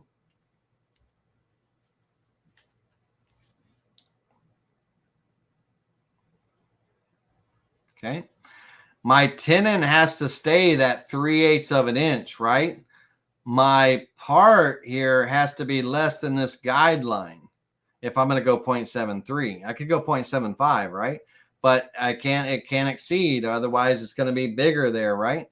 So I got to go into node editing. And basically, literally, all I have to do is select all of this. And I'm just going to use my down arrow. And I'm just going to bring it in. I could bring it into the guideline. I could bring it under, whatever the case may be. But as long as I'm not above it. Now, I'm going to take this chamfer and kind of straighten up that line just a little bit there. There we go. But my tenon has to be that 3/8. So if I were to measure this, just so you know, you can see that vertical measurement from here to here at 3/8. It can't change. And if the way I did it before, when I scaled the whole thing, it's like flattening a pancake, right? It's squishing it down. It squishes not only the handle, but it also squishes the tenon, and my tenon wouldn't have fit in my mortise, right? So that's important. Okay, so now that I've corrected that and I'm within my, in this case, 0.73, now I can use that turn and spin again. Select the vector, select the part, click apply. Okay. Take that part. Let's go to the material setup. We can see that our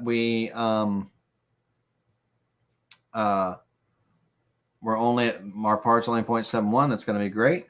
So now I can take that component, copy it to the other side. And when the entire model gets created here in just a second, we should end up less than that 0.15. No errors, right? I'm at 0.14339. Okay. So click OK. All right. Now, what we were talking about before I discovered the issue, that error, was doing it as a molding toolpath. So what I'm going to do is I'm going to just turn off the visibility of the model for a minute. I'm not deleting it because that's what we're going to use. And on a molding toolpath, I have to have a drive rail and I have to have a profile. So my profile is going to get basically swept from left to right. Right to left. So what I need to do on my profile is I need to draw a vertical line, and I need to draw it in line with this. And that line length is important. So right now, this part right here, this shape is if I look at the height, it's 0.7169. If I go to the height size here, 0.7169 right there, right? So my line needs to be twice that. Okay. So my line size needs to be 0.7169 times 2 equals. And I need this line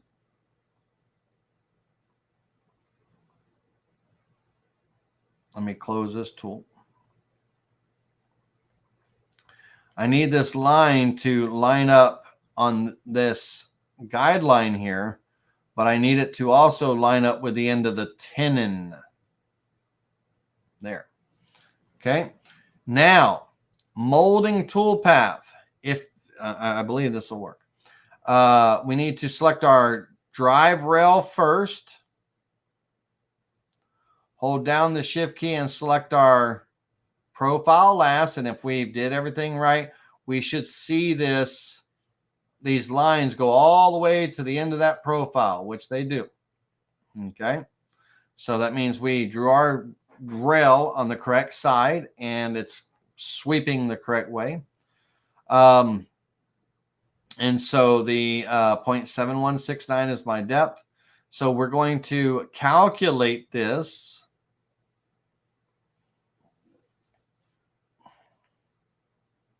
And if we look at the tool path,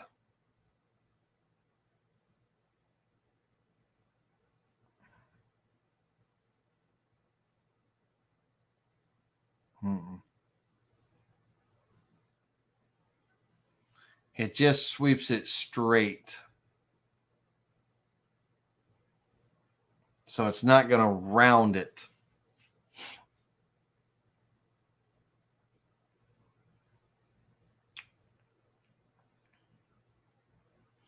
I would have to,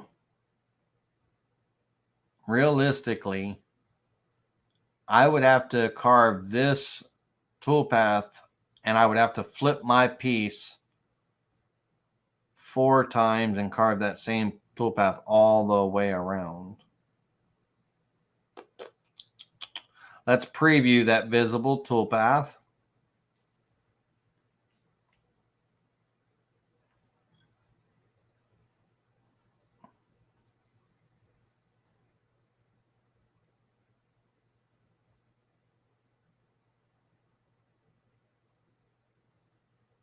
Yeah, unfortunately,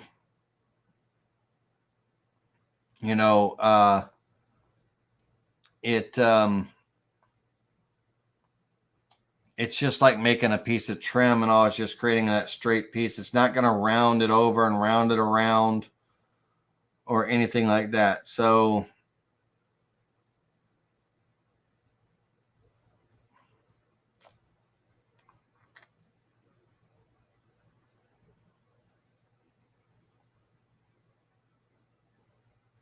give me just a moment. Let me think about this for just a second.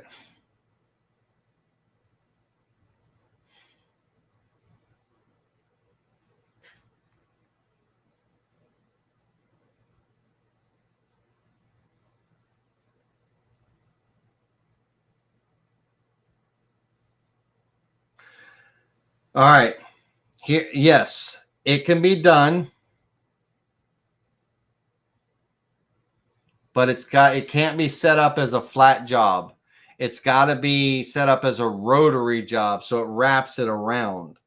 It can be done with the molding toolpath, but the job has to be set up as a rotary. So let's do that. We're going to create a second job. 5 by 2 by 1.5 inches.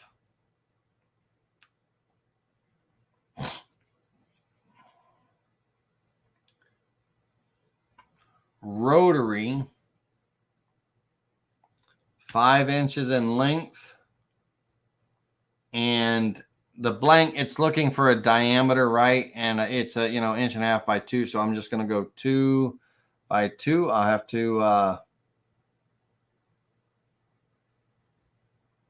don't need to go the full 2. I can go 1.5 inches. So 1.5 by 1.5 square blank. Cylinder axis is 0.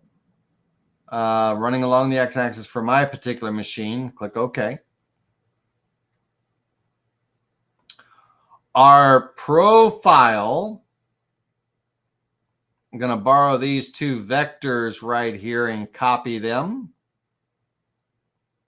I'm going to come back over here and I'm going to paste.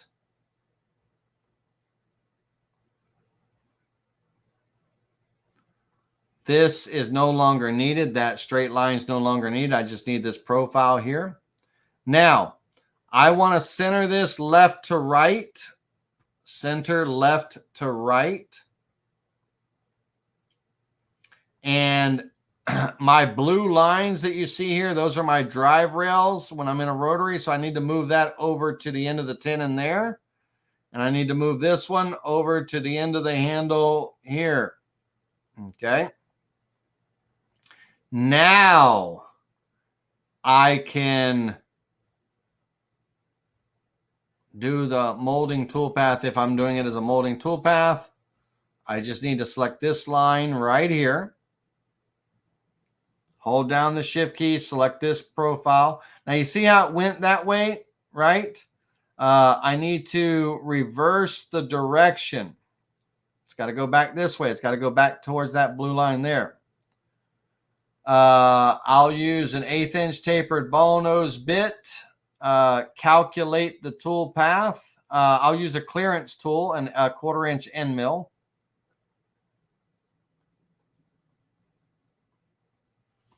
And calculate that tool path.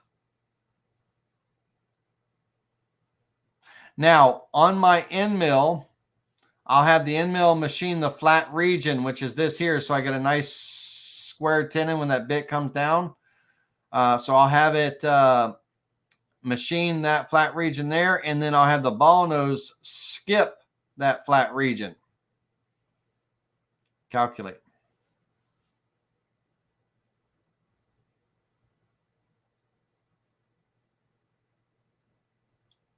All right, let's just for a moment, let's unwrap this so you can see what's going on here. It's sweeping that profile all the way around so that when it's wrapped around 360 degrees because of that rotary setup, it creates that wrapped handle.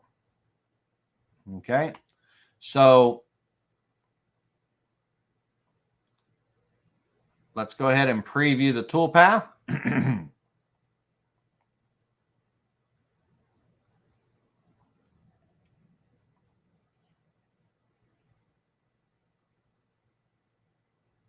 Preview the visible tool path. When it's all said and done, that should leave me with my little bit of waste on the front and the back. Now, that molding toolpath does not create a model, ladies and gentlemen. It only creates the toolpath of that 3D carve. So there's no physical model here. So if I wanted to carve the word hello across the handle, it's not gonna, there's no model there for it to follow the curves, right? But if I had a spire and I did this as a 2-rail sweep, it would create the model, and then I could decorate that handle if I wanted to.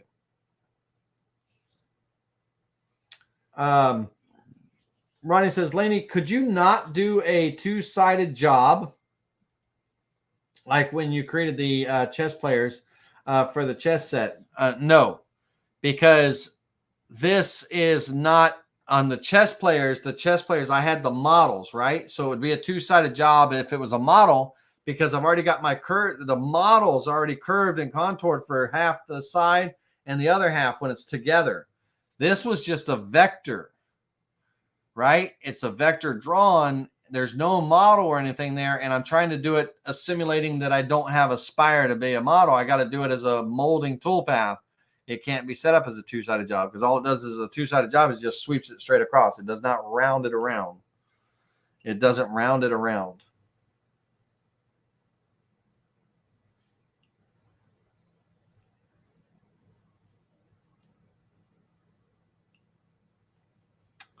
All right, so it's simulating that toolpath. It's almost done.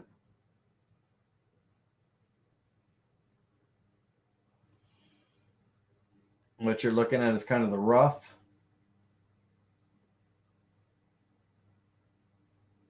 Hey, Brooks Martin, thanks for popping in. I just saw you there.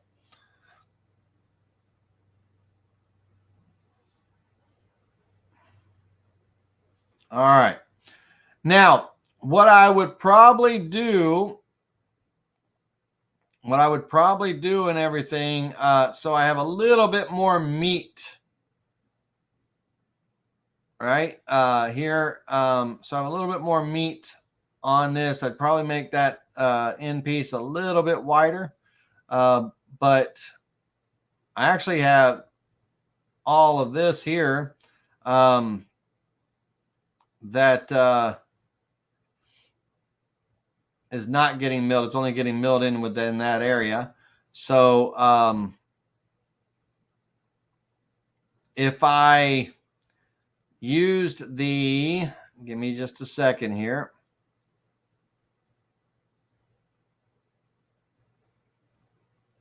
If I turned off the automatic boundary offset and things like that, it would probably just carve within that area, leaving those 2 ends uncut, because those would be stabbed into my spur drive and all.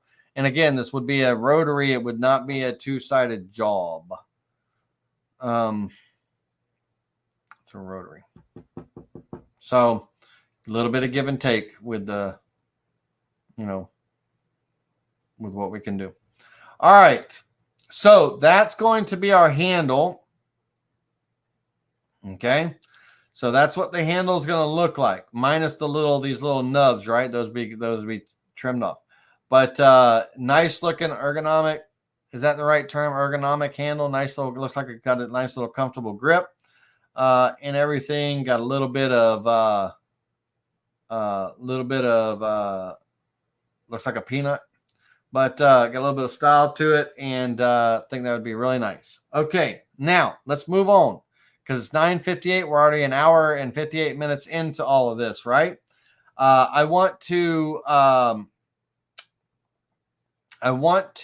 look at creating the split model, the split mold really quickly. And then I want to make the paddles real quick. So the split mold first. So with the split mold, we got to create another sheet.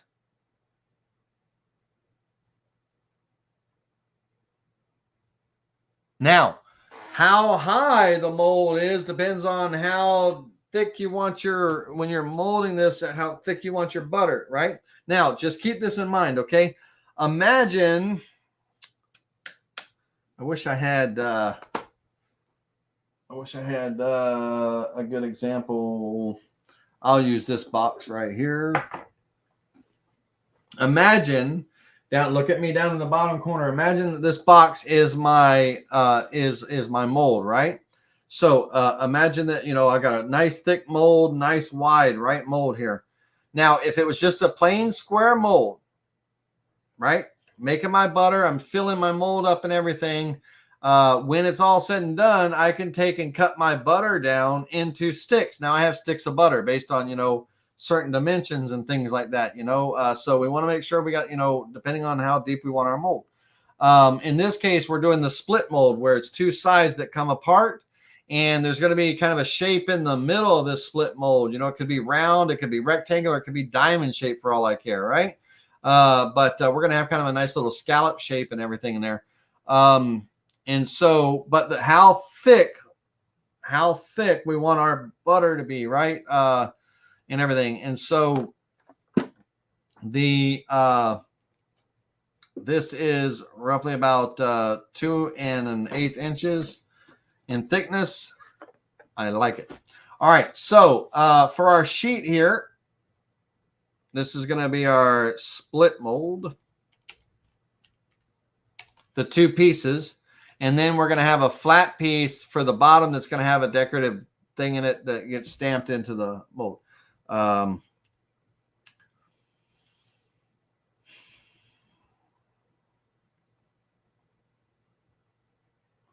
This is on the split mold. It's going to be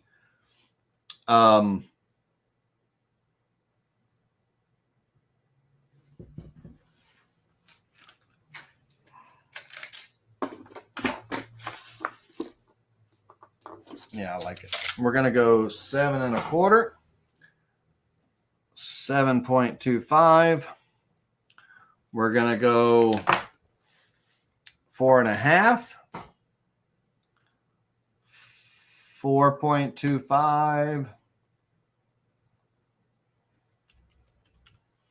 and we're going to go 2 inches. We'll go just 2 inches.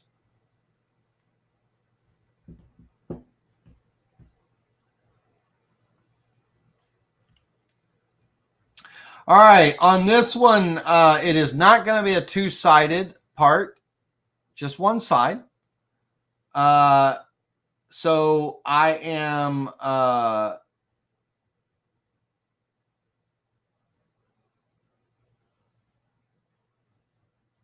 let me think here for a minute. I have no reason for this to be a 2-sided project on the mold. So this will just be 0 off the same side. I'm going to be cutting out, so I'll 0 off the machine bed. And it's only going to have one side, even though it's set up as a 2-sided job. The reason why it's set up as a 2-sided job is because I have a 2-sided job in this project somewhere, right? So we'll just 0 out of the machine bed, and everything is just getting cut from one side. There is no flip in this. All right, let's go ahead and click OK. Now, there's going to, on this mold, there's going to be a hinge, and there'll be some kind of closing clasp. Now, honestly, we want a hook, no magnets or anything like that.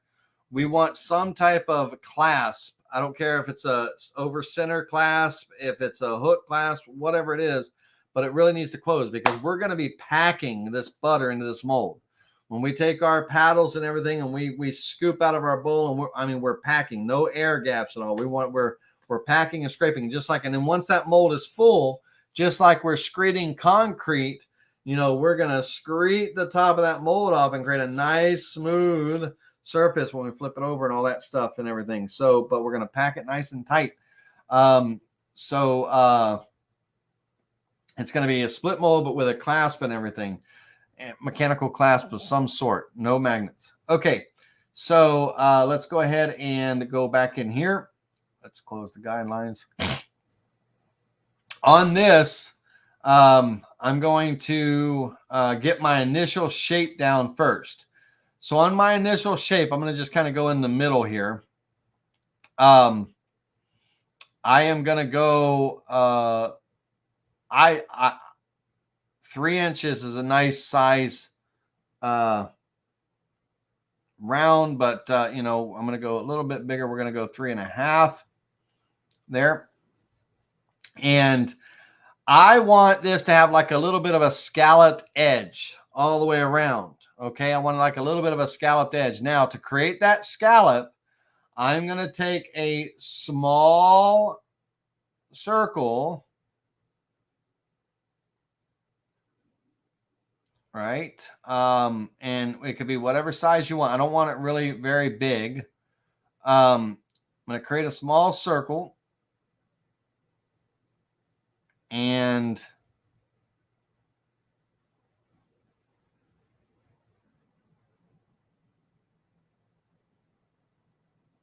an eighth of an inch will be fine. Let's go an eighth. I'm trying to look at it as the scale of things.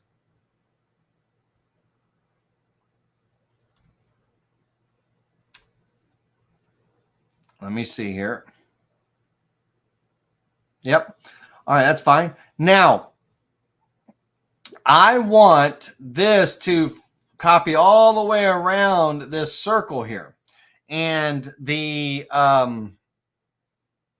as far as the spacing and all, I don't know what the spacing is, right? So when I come into my circular array tool, my circular copy tool right here, and everything, I need it to go around the center of this part, which is 3 5/8 and 2 1/8 is the center of this area here, and you can just take your width, and you get this circle centered on this, so you can take your width, your X and Y, and divide it by 2 to get the numbers. But so the here I want to Y divided by 2 equals 3 5/8, 2 1/8. And as far as the number of copies, I got 2 ways that I can do this now. Now bear with me just for a second here. This is one tool. We'll show the other tool in just a second. But I'm going to go 360 degrees around, okay, all the way around. And let's say that I want 75 circles. Okay. Now, when this copies around and everything, it's going to automatically create the spacing. It's going to automatically create the spacing for the however many I put in there, right? So 75 gives me kind of a small spacing in between and everything. I'm going to undo that, and I'm going to see if I can push them together just a little bit more. I'm going to go 80.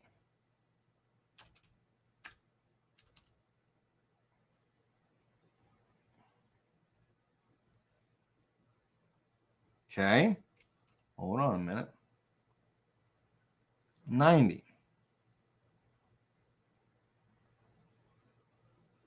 Okay. 90 gives me just a little bit of an overlap. And on that overlap, that'll act like a little bit of a draft. Let's see here.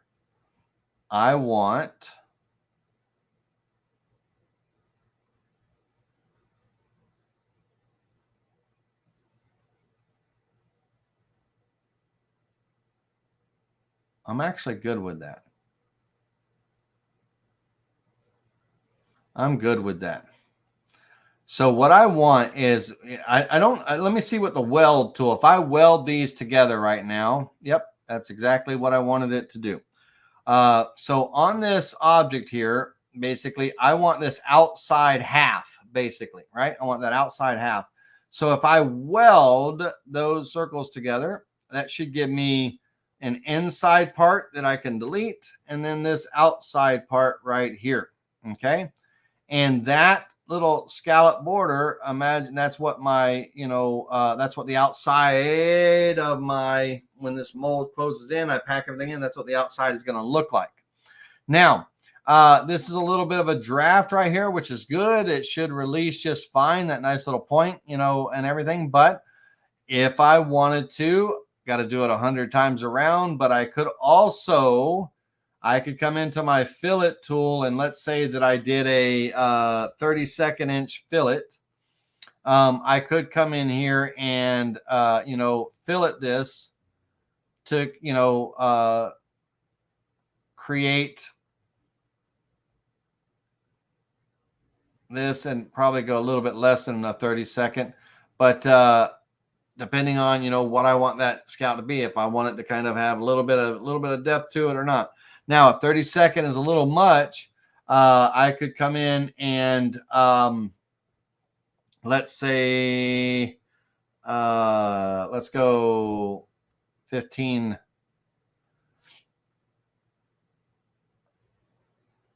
thousandths, and I could do that if I wanted to. So my scout would have that nice, that rounded kind of inside edge. It'd have that kind of, pillar type look. And unfortunately, I would have to do that all the way around, kind of one at a time. Unfortunately, there's not like a magic button that I could fillet all of that, all at once. But I theoretically, if I know what my fillet is, my radius 0.015, okay, humor me for a moment. If I came in here and on my radius 0.015, if I came in and drew that circle and I kind of brought it up to where these points come together. Let me get it. Now, to get this centered perfectly, I would draw a line straight up from the middle here, 90 degrees. Find my 90. My circle would be selected first. The line would be selected second, and I would align left to right.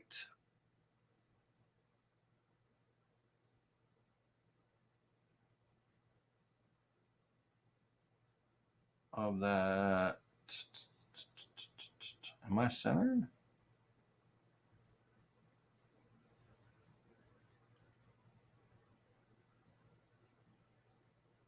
Wow, hold on a second. That was unexpected for me.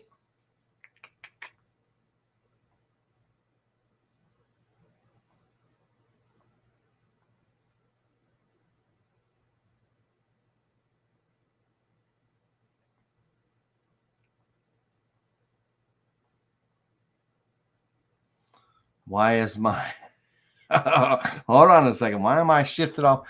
That's weird.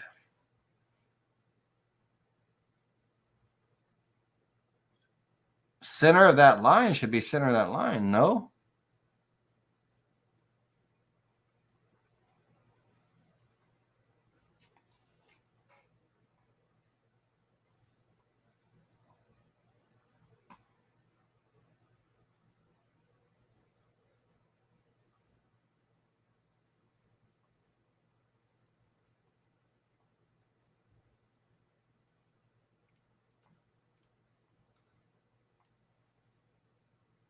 Huh.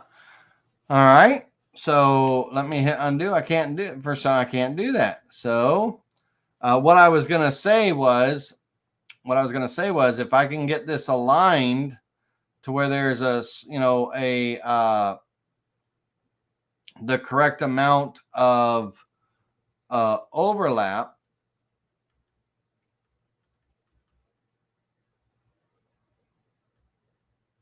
and positioning, right? I should be able to rotate that around the 3.625 on the X, the 2.125 on the Y. I believe it would still be the same 90. Would it be 90 or 89? But, if I copied that around, it should land right in the center of all those parts, right? All the way around. And if I hold down the shift key and select that and I hit the weld tool, dadgum, the weld tool's not going to work. It's the weld tool is going to keep the outside hump, not the inside hump. Bummer. All right. No, wait, hold on.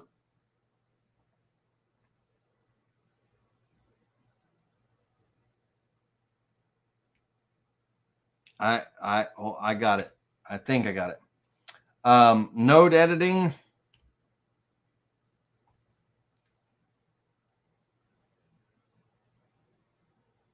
Cut. Get rid of the top half. And I'm fine with the points and all, but I'm just trying to, let me see. Let me just make sure I'm instructing y'all correctly. Circular array.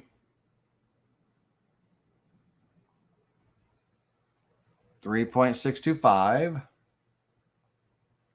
2.125. Copy.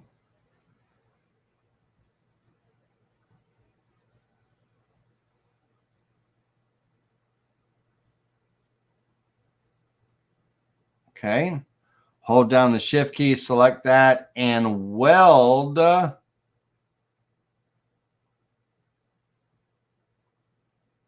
Nope. No. All right. So again, be a little bit of work involved if I wanted to, if I wanted to fill it that 0.015. There'd be some work involved, but I'm happy with the way it is, so we can move on. I'm honestly good with that, the points and everything. It'll be like a draft for me. Okay, so that's that. Now I'm going to draw a center line. Just imagine on this a center line here. Now this isn't going to be split like right down the middle like this. There's going to be a little bit of a shape to this. Space bar to finish. On here, I'm going to have kind of a bit of a shape. So I'm going to come up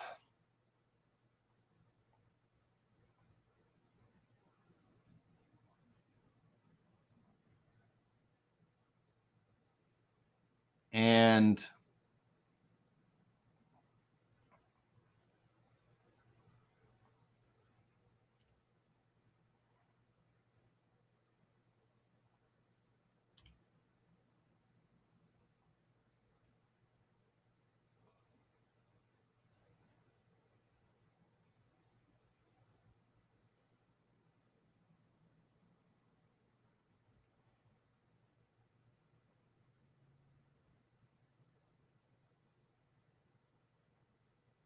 yeah, that's good. I'm good with that.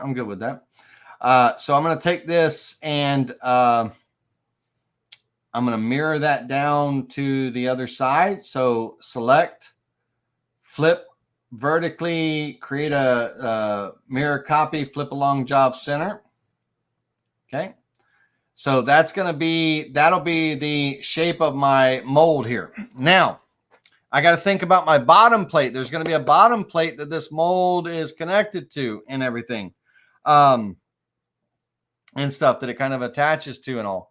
So with that, if we were to look at the split mold, let me go back to the photo of it right here. You see these kind of notches right here on this platter. Basically, let me...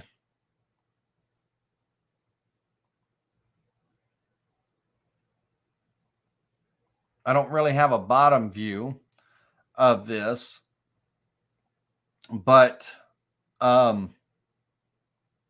when that mold is closed and everything, on the kind of the bottom side, I don't know if you can see in the mold, but there's like a little notch here,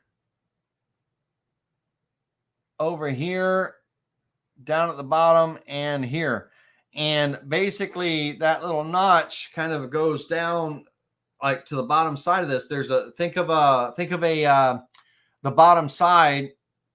So it could be a two-sided job in the senses, but we're going to do it as a one-sided job. But this whole top area has been pocketed down just a little bit, surface down, except for these areas right here on the other side. They're raised up a little bit, they're protruding, so that they kind of sit into the notches of the bottom plate. Those notches in the bottom plate. So everything kind of is just kind of like, together. So when this thing kind of closes, it pretty much kind of closes and it encapsulates or captures this bottom plate so that the when you're stuffing it with cheese and all, it's not going to push out or release or anything like that. It's kind of like it's almost kind of like there's I wish I could show you the bottom. I wish I had a picture of the bottom of it, but there's a little bit of a kind of almost like a little bit of an undercut where it kind of hooks up in here. And so this bottom plate literally is only like a 1/4 of an inch thick. And you can make it as thick as you want, but 1/4 inch, 3/8, but it doesn't need to be very thick and all. So what we're gonna do is it's getting, sorry about running long again, everybody. Stick with me, we're almost there.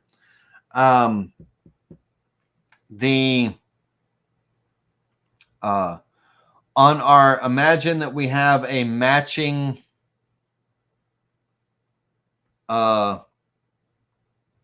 bottom.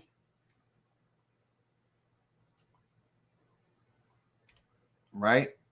So on here, if I came in and trimmed away that line, right? So imagine that this is my bottom plate. On my bottom plate, there would be little notches, right? So I might have one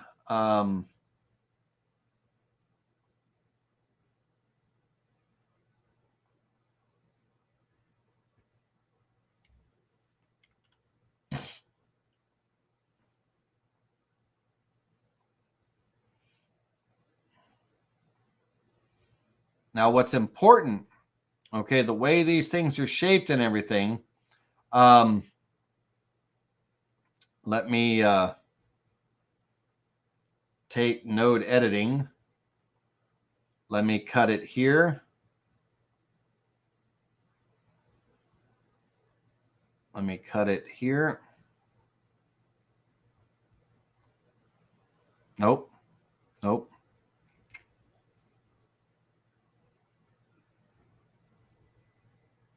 Yep. Cut it right there.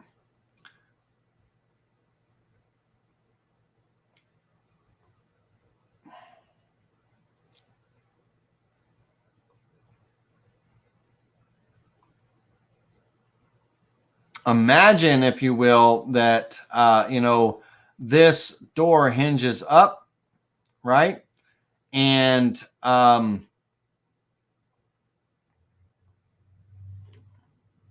there's a hinge back here. And this door, not when I say door, but this half hinges out, right? So there's a hinge on here. And so these two parts hinge. And when they come in and they close, right? When they come in and they close around our part, and let me make a copy of our part here.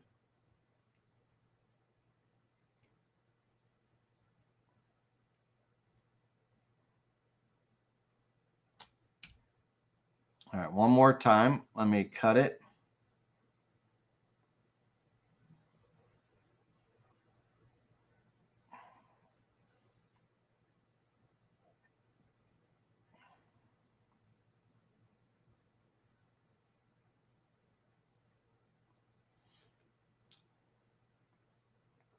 Okay, let me take this and get it centered back over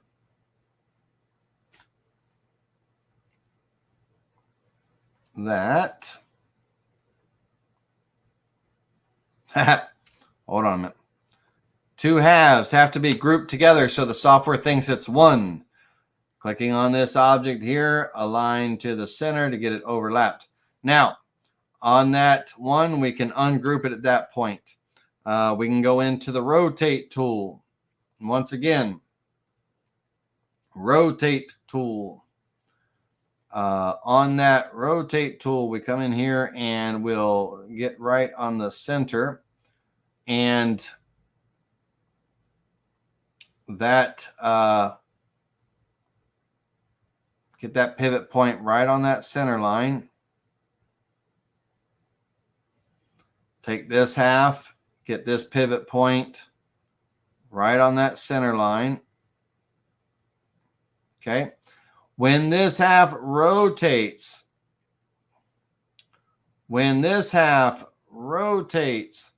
okay, my notches, when this thing closes, they have to be shaped in a way that I can close it, and they, it hooks into the notch without rubbing or anything like that. So I might have to do a little sanding. I'm going to make my little notches and everything, but I might have to do a little bit of sanding to get everything to kind of, smoothly close together without catching or hooking or, doing whatever. But so let's say that on our rounds, here, if I go into node editing, we have 4 points on this arc. Okay, 1, 2, 3, and 4. Let's say that I decided that's where I want to put the notches and all. I'll take the shape of my notch. In this case, I only want to go 0.15. And on the length, it's only going to be, 1/8 of an inch. Nope.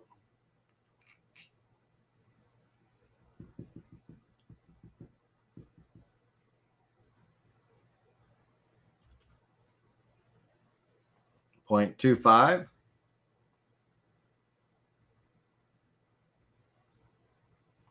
Why doesn't that look wide enough for me? Okay, we'll go 0.375. I can take that, and that center point of that arc, there's a snapping point there. So when I'm on that arc and everything, when I move that mouse, it'll snap right to that middle line, that middle point. That's the smart snapping. So I on this part here, it's kind of a 45-degree angle, right? So on each of those corners, and so I can go here. Now, what that means is when this part comes down, right, and everything. Again, this is going to be. Let me show you what it's actually going to look like.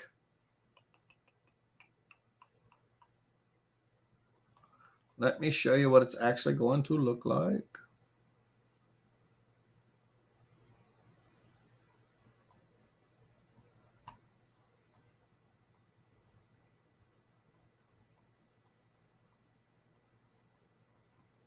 Okay, it's going to have a notch like that.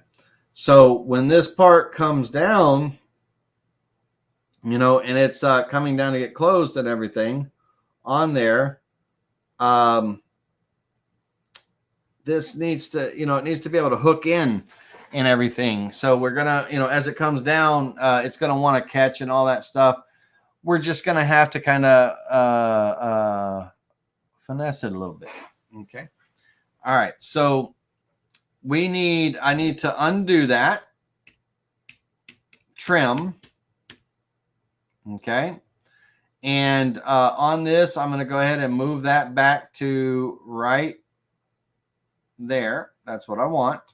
That's my notch. And I'm going to take and the center of this right here, the center of this point is currently right now what I have selected. The center of that point is 0.38124 and negative 0.5477. Now, the moment that I click on this box, those numbers are going to change. It's showing me the center point of whatever I have selected, not whatever I got, whatever I have selected. So I want to select the circle that I'm going to rotate around, and I want to write down those numbers. So I want to write down 3.8124 for X, 4.5477 for Y, negative. And then when I select this part, I want to plug those numbers back in. 3.8124, negative 4.5477. Now, I want to go around 4 times 360 degrees around of that center point. Okay? That is not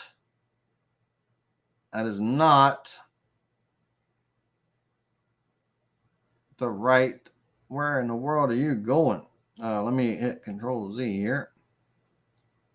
One more time.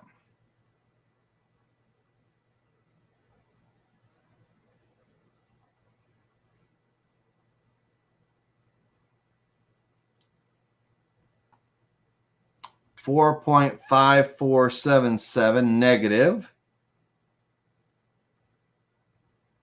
3.8124. Total angle 360 degrees around, 4 times around. All right. Is it because it's not a circle?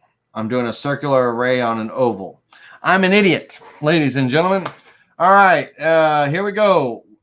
We can't do it that way. Here's how we got to do it. Line, straight line, center line from here to here, 90 degrees. Center line. Ooh, make sure when you're drawing your line now that you're not off by a degree or two. All right, center line.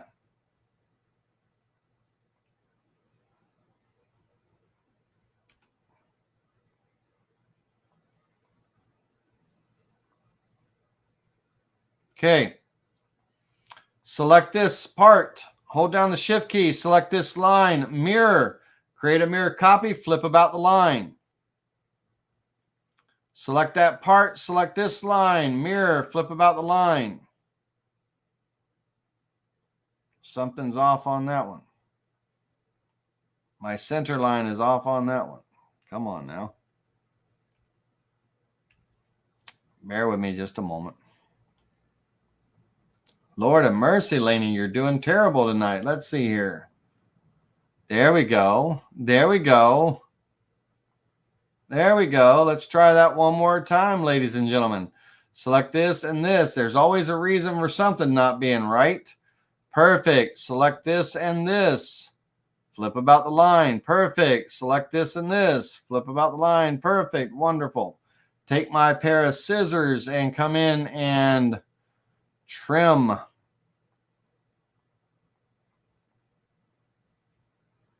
Holy cow, that took a whole half hour just to get to that point. Jesus.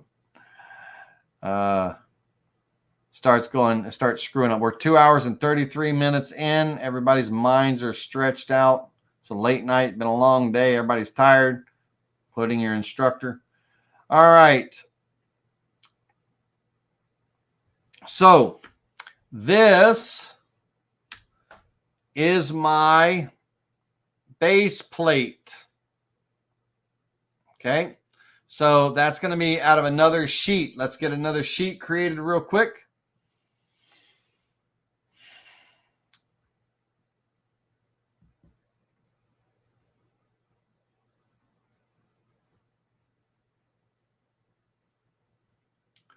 All right, this is going to be my split mold base.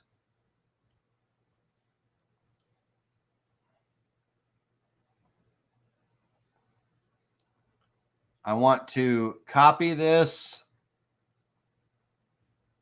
and paste it right on top. And then that copy that I just pasted, I want to move that to the split base sheet. And on that split base sheet,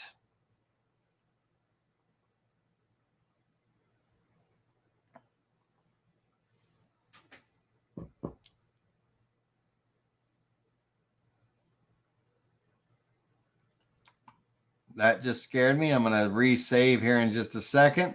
I want to go there. I almost lost all that. We're going to center on the material.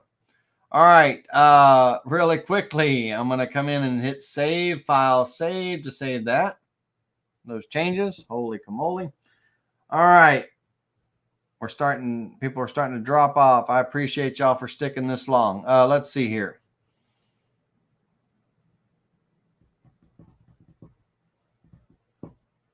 Now, ladies and gentlemen, just so you know, I will have a completed file. I'll make these sheets and all with toolpaths and everything, and I will make them available as a download in the description of this video.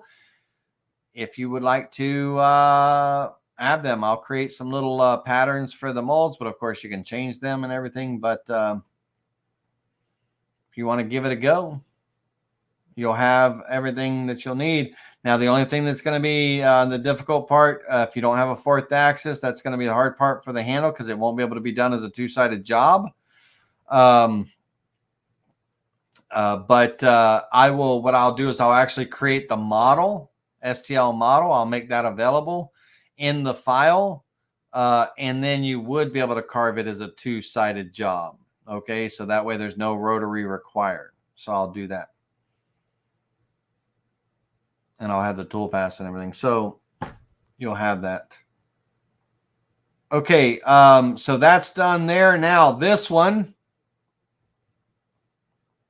coming back to my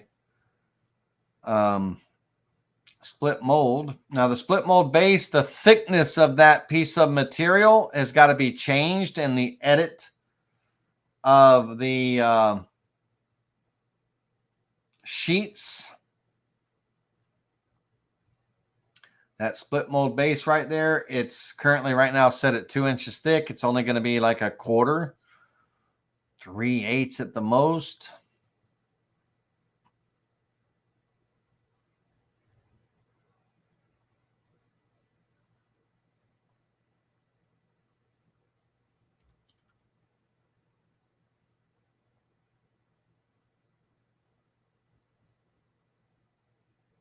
And inside this space is going to be a pattern carved in. Now, for the time being on that base, on that pattern that's going to be carved in, I'm just going to use that floret floral vector that we did on the 3-inch pattern and everything, but I'm going to size it up to fit just for visual purposes and things like that. So what I mean by that is I'm going to take this object, right?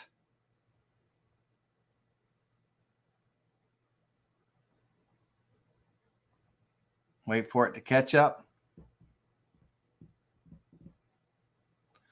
I'm going to take this object and I'm going to copy it to that split handle base sheet. I'm going to take on the mold itself,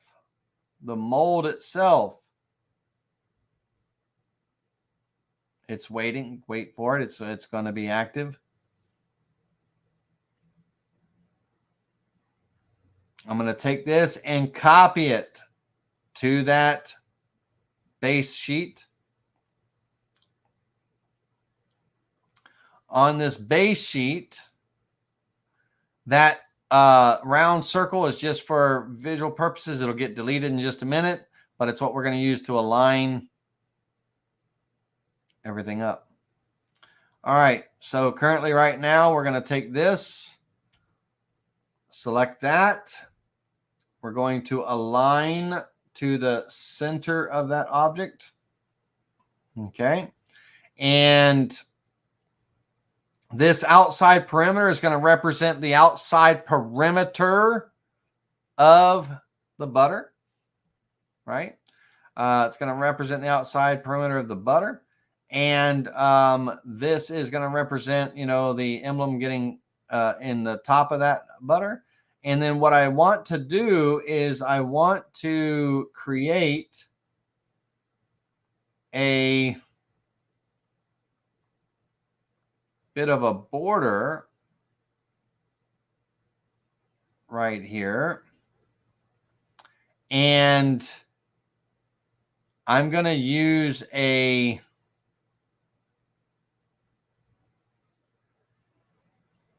ball nose, an 1/8 inch ball nose to follow on that line to make like a little, because remember, this is what's getting stamped into the top of the butter. It'll make like a little round ring on the top. All right, so that'll be my base there. Okay, that'll be the pattern, that'll be the base. Now, on the actual mold, the two parts, the piece of wood has got to be wider because I want to be able to cut the two parts out of one. It's got to be wider than this because these parts have to be separated into two halves. It's going to get cut. So all I need to do is, number one, those locations which are here, I need to align this to the center of the board currently. And that's going to give me my locations here where these, kind of areas are and stuff. And so let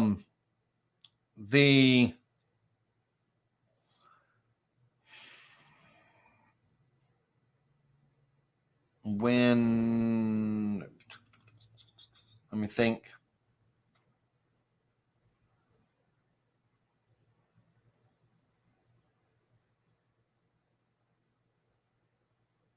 Oh man, I got a slick idea for this.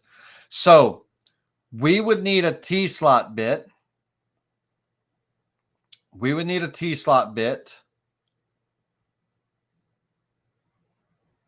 Let's go to the worldwide Weberuni here. T-slot router bit. Now, let's go to images. My base is 1/4 inch. So imagine, if you will, this undercut that on this tab when I surface this whole top except for those tabs on that closeout, this undercut, imagine this white space being the base. So it comes around, it wraps around when it closes, right? So my height of that T-slot needs to be 1/4 inch, the thickness of my material. And I can always cut my surface cut deeper. That's going to cut, through that and all.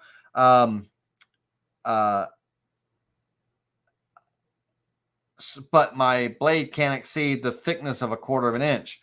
So when I'm looking for a T-slot bit, I want to find a bit that has a thin slot. So if you look here, this particular bit right here, this Levy bit, I'd go on Amazon and see what they have, and stuff like Speed Tool or, Yannica or something like that. But that cutter, 1/4 inch, no more, no less. That's how thick the cutter needs to be. Okay, 1/4, and everything, because that's exactly what's going to happen. It's going to kind of do a little bit of an undercut on those tabs. Okay, so there's on Amazon, we would just, whatever, I don't care what bit it was, you know, what brand, doesn't matter at this point or anything like that. As long as the slot, the cutter is 1/4 of an inch, no more, no less. I mean, it could be less because we can always, you know, drop down our pass depth, you know, per how many passes we do, but 1/4 of an inch would be great. Okay. So we're going to be using a bit. Now, the next important measurement is the width of the cut. Now, this one has a cut on the neck. That's not going to be important.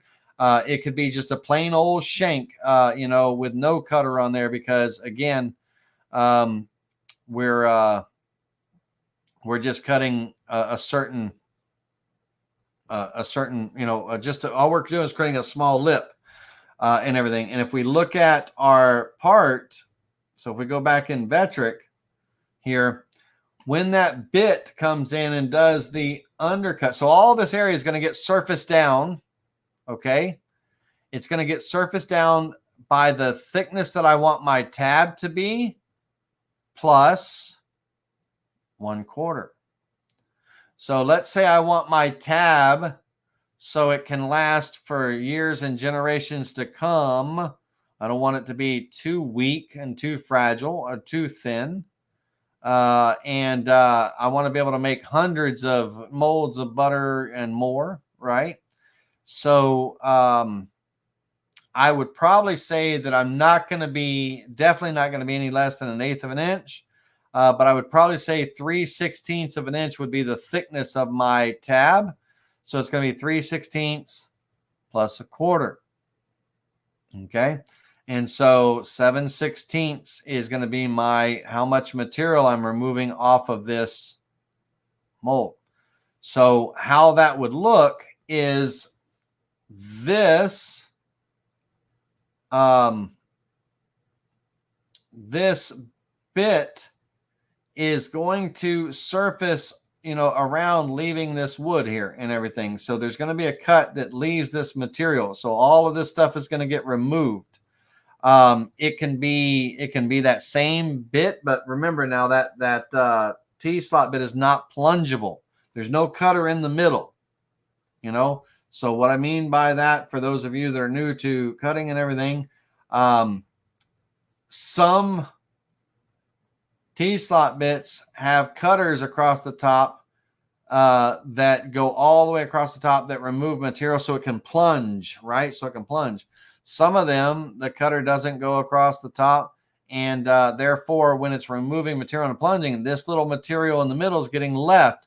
So the bit is kind of like, you know, slamming into that part and everything. It's not removing that. So these T-slot bits, like if I were using this T-slot bit that I had in the picture, the cutters only are out here on the outside. There's nothing in the middle, so it's not a plungeable bit. But if it was something like, let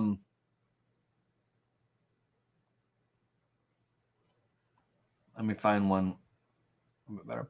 So let's say that the cutter went all the way across and everything. That was a plungeable bit. I could use that kind of thing, you know. So in this case, I'm going to do an end mill first. 1/4 inch end mill is fine. And then I'm going to come back with my T-bit to do the undercut. All right. So how that tool path is going to look for this is on here, we're going to do with this particular layout right here, we're going to do a pocket cut. And we're going to be doing a cut depth of, remember, I want 3/16 plus 1/4, which is 7/16. So 0.4175, I believe it is. To verify myself, I can go I can go 7/16 equals 0.4375, not 0.4175, 1/4 inch end mill. Calculate that tool path, and what that's going to do is that is going to remove that surface down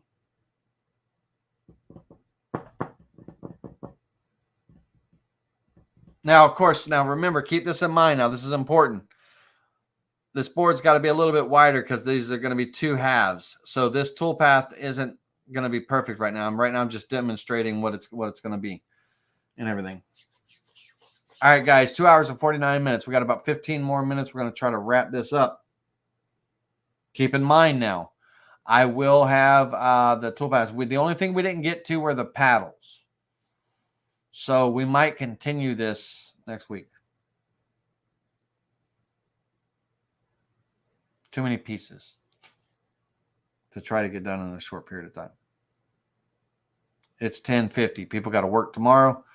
And my views have dropped off by a good majority of you.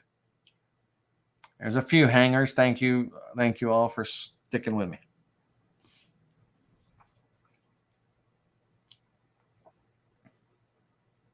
Boy, I got to turn down my preview simulation quality. That simulation is slow. That's what's killing our time, is the simulation is taking so long. I'll fix that in the next one.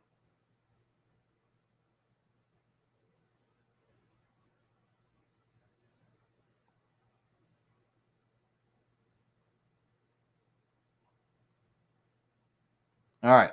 So in here, let me do first of all, let's go to preview simulation quality. I'm going to turn that back to standard for a moment. And let me do a profile cut on this. Again, this has got to be split into two halves, but let me do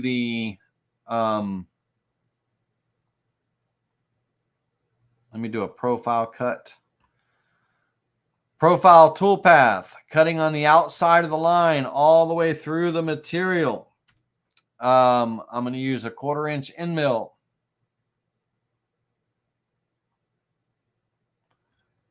Calculate. Okay. It's doing the half just like I said, but I need it. Give me just a second. No, that's fine. That's fine. I can simulate it that way. Preview the visible toolpath. Okay. Now, okay, the next toolpath, preview visible toolpath.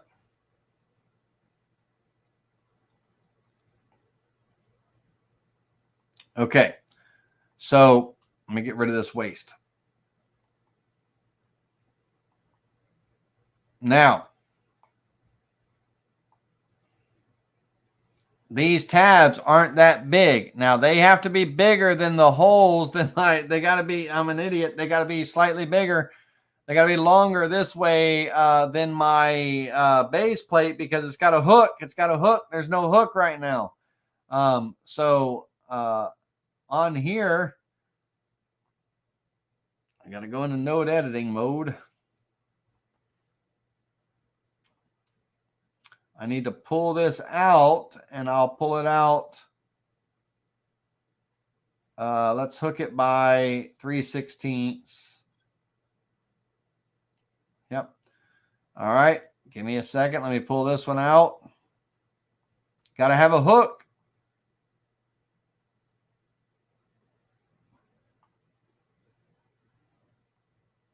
All I'm doing is selecting the two nodes, grabbing one of the nodes, dragging, and it gives me a guideline to follow. So I'm staying straight with the path of that. So 0.1875, 0.1875. I can actually type in the number to get there.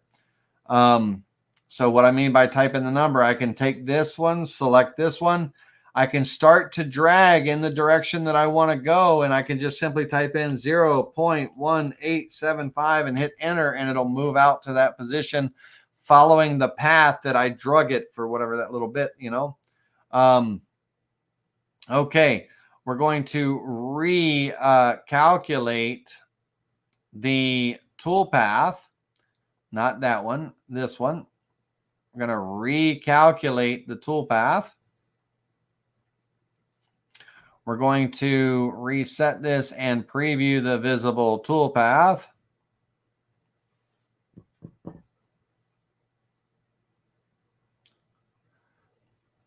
All right. Now, the only thing that you will not be able to see, Vectric won't show the undercut. Okay. But imagine that I am taking my, at this point, I'm taking, let's imagine that I have a 1-inch bit, right? So 1/2-inch radius. And let's imagine that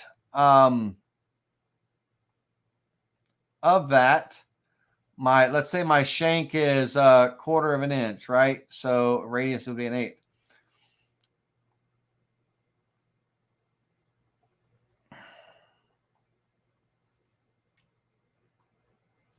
Okay, let me align to the center and let me group those two together. Now, what's going to happen is one pass, not multiple passes. It's going to be done in one pass to the full cut depth of 0.4375. This bit is going to come down to the bottom of that, where we milled out just now, where we cleared out all that. It's going to come down and it's going to run and do an undercut here. Now, the undercut can't go all the way to the end because all that's going to do is just cut the darn tab off. It's only going to be enough to hook the base. Now, if you remember, my base has a notch that is a certain length, right? So let me come back over here. Ouch, my nose is itching right now. And let me copy this back over to that sheet.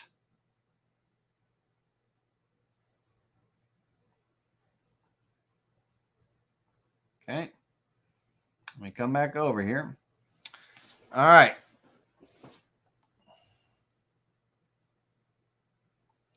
Okay. So imagine, if you will, right? This is my base. So this hook just needs to clear just slightly right past here. Okay. It's going to be removing the material so it can come around that base and that base can fit in there. So when this bit, let me come over here and as an example, when this bit is coming in and doing this undercut, it just needs to come, and it'll be kind of at the center.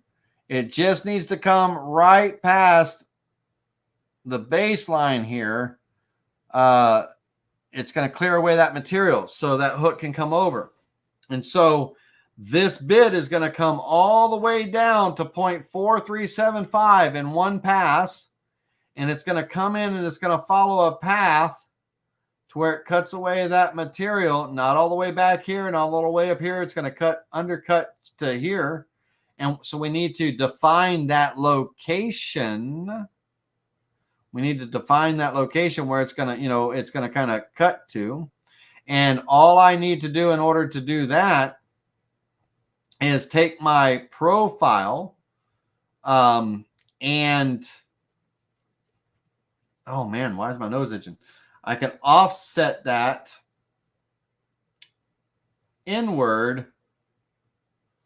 This distance was 0.15, I believe, or something like that. So let's go 0.125. Perfect. Right? 0.125. And so now my router bit and my cutter and everything, when it comes and cuts, it can, when it comes in here and cuts and everything, it can follow this path, cutting on that line, on the inside of that line and everything, and remove that material.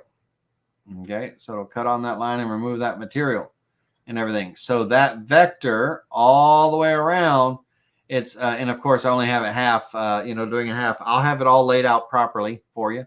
But that vector, that bit, that T-slot bit is going to cut one pass, full depth, and all it's going to be doing is it's literally going to be removing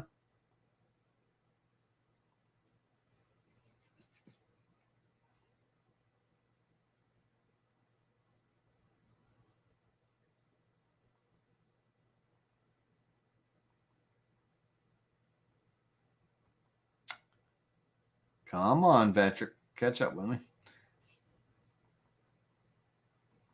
It's going to be removing just that little undercut of that hook there. Okay. Now, when these two halves close, ladies and gentlemen, when these two halves close and they have to kind of wrap around and all, we're going to probably have to do a little bit of finesse sanding and everything just to get that, where they close and they fall into those notches, easier and all. We'll have to do a little bit of kind of, a little bit of finessing. Now, when we figure out, like because I have to look and see what it would be. But once I make one and I figure out, oh, okay, hey, if I knock off this corner or if I radius this corner and I have it come in, I can create the tool path or whatever. I might not need to sand every single one of them. I might be able to correct the cut path, the tool path, so that it closes perfectly around. There's no rubbing. There's no anything, right? There's no catching or anything.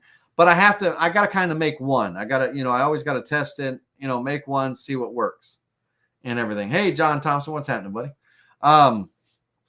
So we're going to have that undercut, and that undercut is going to hook.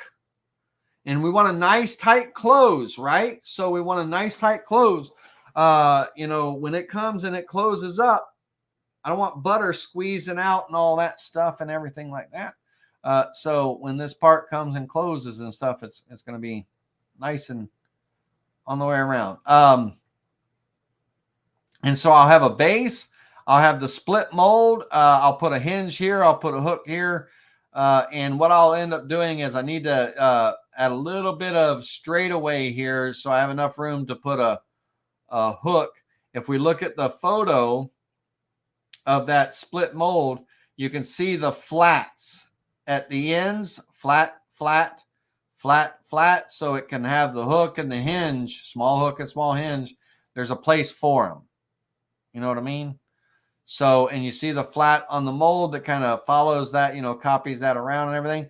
All that'll be tight and right. I'll make that when I clean up the file and everything, and I'll have it in the description, hopefully by the weekend. I'll make an announcement when it's ready, but I'll have it all nice and clean so you can make the molds. I'll have the handle. I'll have the 9 different patterns. I'll have the split mold, and I'll actually have the paddles too. And again, the paddles we didn't quite get to, ladies and gentlemen, but let me just pull them up. It's a very simple design. Let me explain it just a little bit. The pattern is just a profile cut, cutting out the shape. I'll probably make them slightly narrower. They don't need to be real thick. The lines and grooves here, it's going to be a V-bit coming in and cutting. Okay. Once that's cut and everything, that V-bit and everything, literally, you're going to sand the top of this off with your orbital sander. And those points that are going to be made by the V-bit, the high spots of the ridges, those nice points that are going to be made by the V-bit, you're literally sanding them down. You're knocking off those points. You're going to sand them down. And,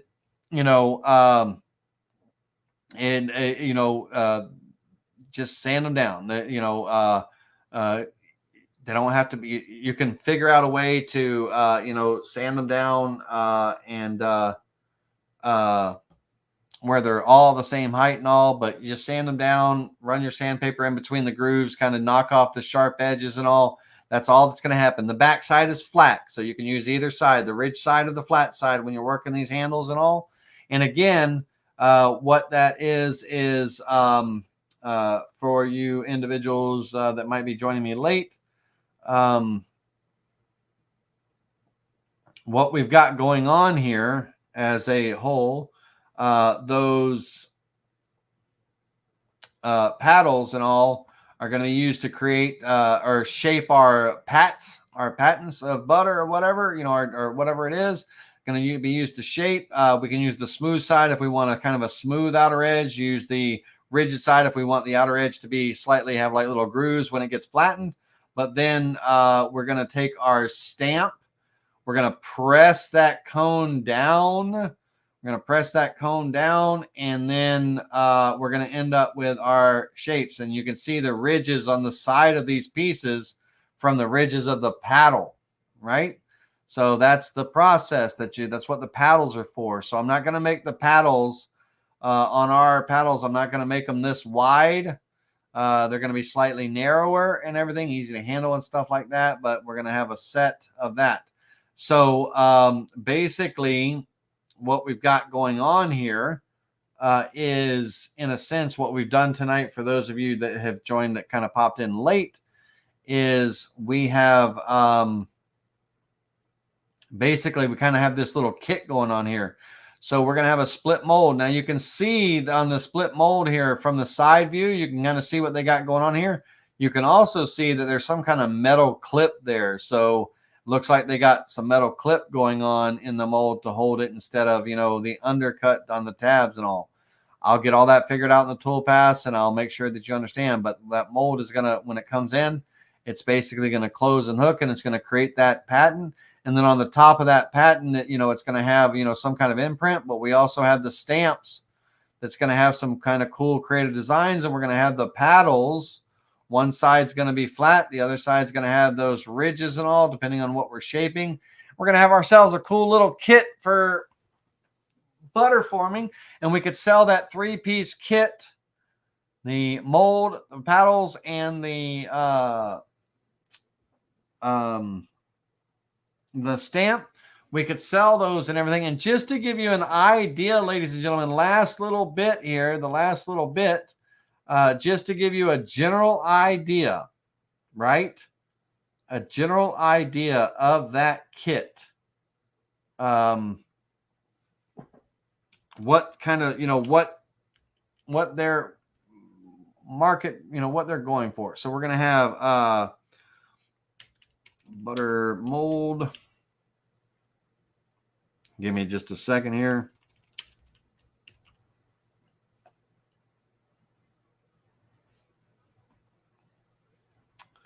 Let me find.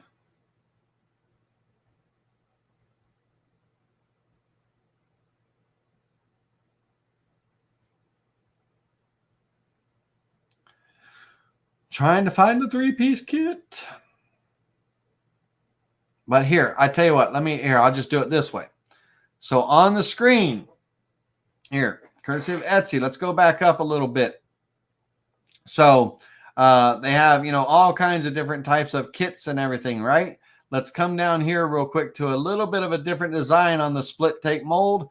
The split, pattern mold. This one has kind of like a rectangular shape, and everything, but it's going about just for that $56, right? These other round ones are also molds too, just like the split, but it has that handle. It kind of pushes it out, so you fill it up with butter, and then you fill it up with butter, and then you push the whole thing out, right? So that's another design, right? $89 for that. This one here is not a split mold. It's just a mold with a handle, $110. Let's go down. Stamps, $40. Let's go back up.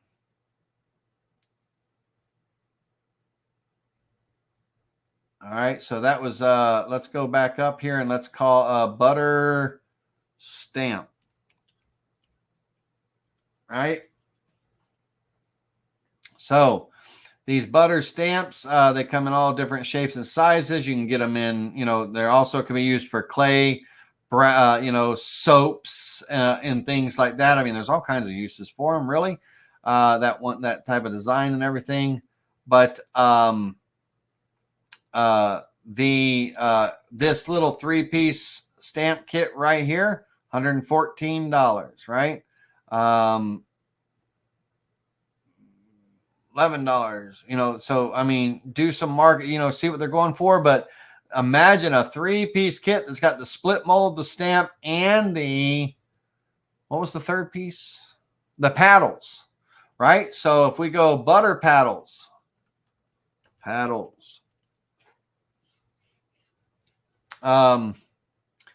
butter paddles. So here's one for $8. Here's a set for $18. Here's a set for $29. Here's all kinds of different $25. So, $30, all kinds of different shapes. Here's a cool antique butter churner. And literally, ladies and gentlemen, mason jar, or decent big size jar with a lid, with some gears crank and some wooden paddles in there. You could make a modern day, of course they sell them on Etsy too, like electric ones, but like if you wanted to, you could literally be creative, you could make a churner too, right?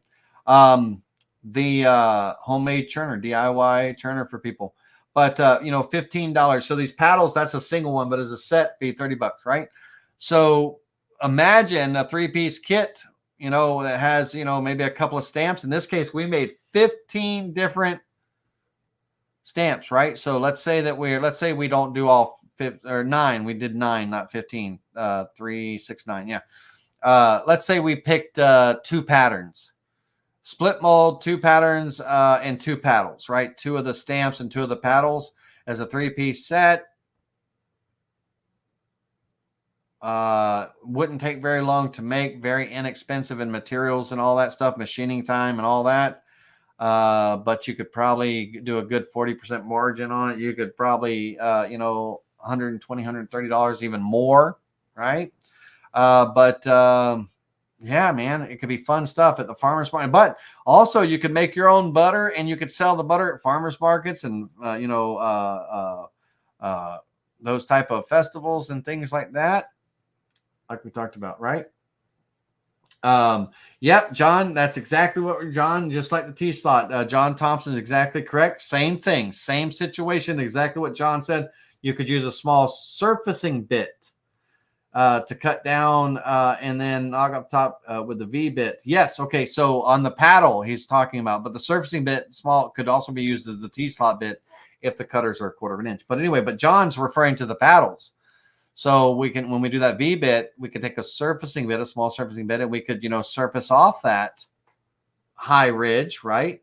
I said sand it, right? I said sand it, but we could surface off that high ridge so it's kind of a consistent, and then we could go back and kind of fine tune it on the finish, and before we put the oils and stuff on it. Now, all of these things have to have a food safe finish. They have to have a food safe finish. So a butcher block oil, mineral oil and beeswax, mineral oil. You can even do a nice olive oil or something, but a natural oil finish, or, butcher block finish. That's kind of it's a varnish type finish, but it's food safe. These are going to be in contact with foods. Sometimes they'll be for nostalgia purposes. People will put them on the shelf to decorate their farm style decor, but also people can, make and use them and everything. So what we're doing, what we have here, what we've kind of gone through is we've, let me just minimize, get all these images down here. We kind of gone through, what it would take to create the stamps, the 2-sided stamps and everything. We talked about the handle. Now the handle, I will make an STL model for you folks that have desktop and pro. You'll be able to import that STL model to carve the handle as a 2-sided job if you don't have a rotary axis. But I'll also, have a file for the rotary axis and everything. I'll have the vector files, and I'll have the CRV file for you. The vector files will be for the people that do not have version 12.009. Because the file will be made and it won't be able to be opened in anything other than the Aspire 12.009 or the VCarve Desktop or Pro 12.9. But I'll have the vector files that you'd be able to import the vectors, and I'll have a kind of a little bit of a description of the toolpath, kind of images of what the toolpath setup was and what vectors were selected. But I'll have this cleaned up. I'll have the material to the proper size. I'll have the parts laid out properly to actually be cut. And on this particular split mold, I'm just going to do this single pattern, but I'll include about 12, a dozen vector patterns that could be switched out and could be carved into this on these bases, because one base could work with one enclosure, right? You know what I mean? The bases could be switched out. So I will include 12 patterns that you can, that you could carve if you wanted to and everything. And then I'll have all those files available for free download in the description of this video. I'll put out an announcement when it's ready to go, but I'll have everything cleaned up. I just wanted to kind of take you through, and I really appreciate you. 3 hours and 15 minutes was way too long for a class that was, I'm trying to keep down to an hour and a half. But I just wanted to kind of walk you. I needed to get your brain scrambled a little bit, get you thinking about what this process is and how we would go about approaching if we were making this and all. But I will have everything kind of laid out for you with the files and stuff if you want to give it a shot and make it. And if anyone does make these, I want photos. I want to see photos. All right. Show me. Okay. All right, everybody. We're going to leave it here at this for the evening. And we're going to leave it at here for the evening. And we're going to say our goodbyes at this point. I really appreciate you hanging out with me. I will put out an announcement in the community on Spindle TV community page. I'll put it out an announcement, and on Facebook in all the groups. I'll put out an announcement when the files are ready for you to download. Okay. All right. John, thanks. Good to see you, man. Thanks for popping in. And all of my paid subscribers, Doug, JR, Brooks Martin, Kurt H, Kenneth Kessler, or Keith. Why did I call you Kenneth? Keith Kessler, Gene Kilmer, Roger S, and everybody. Thanks for hanging out with me tonight. And of course, all my other viewers. I love you all. Thank you so much. Y'all have a wonderful evening. I'll get these files out hopefully by the weekend. And hey, maybe it could be something you could carve over the weekend and stuff. I'll make sure it's laid out beautifully so it's easy to follow along and do. The only thing you'll have to come up with is make your material, glue up your blanks or whatever the case may be. But everything will be laid out with the instructions and stuff. Y'all have a wonderful evening. We'll see you again next week. And y'all have a great night. See you.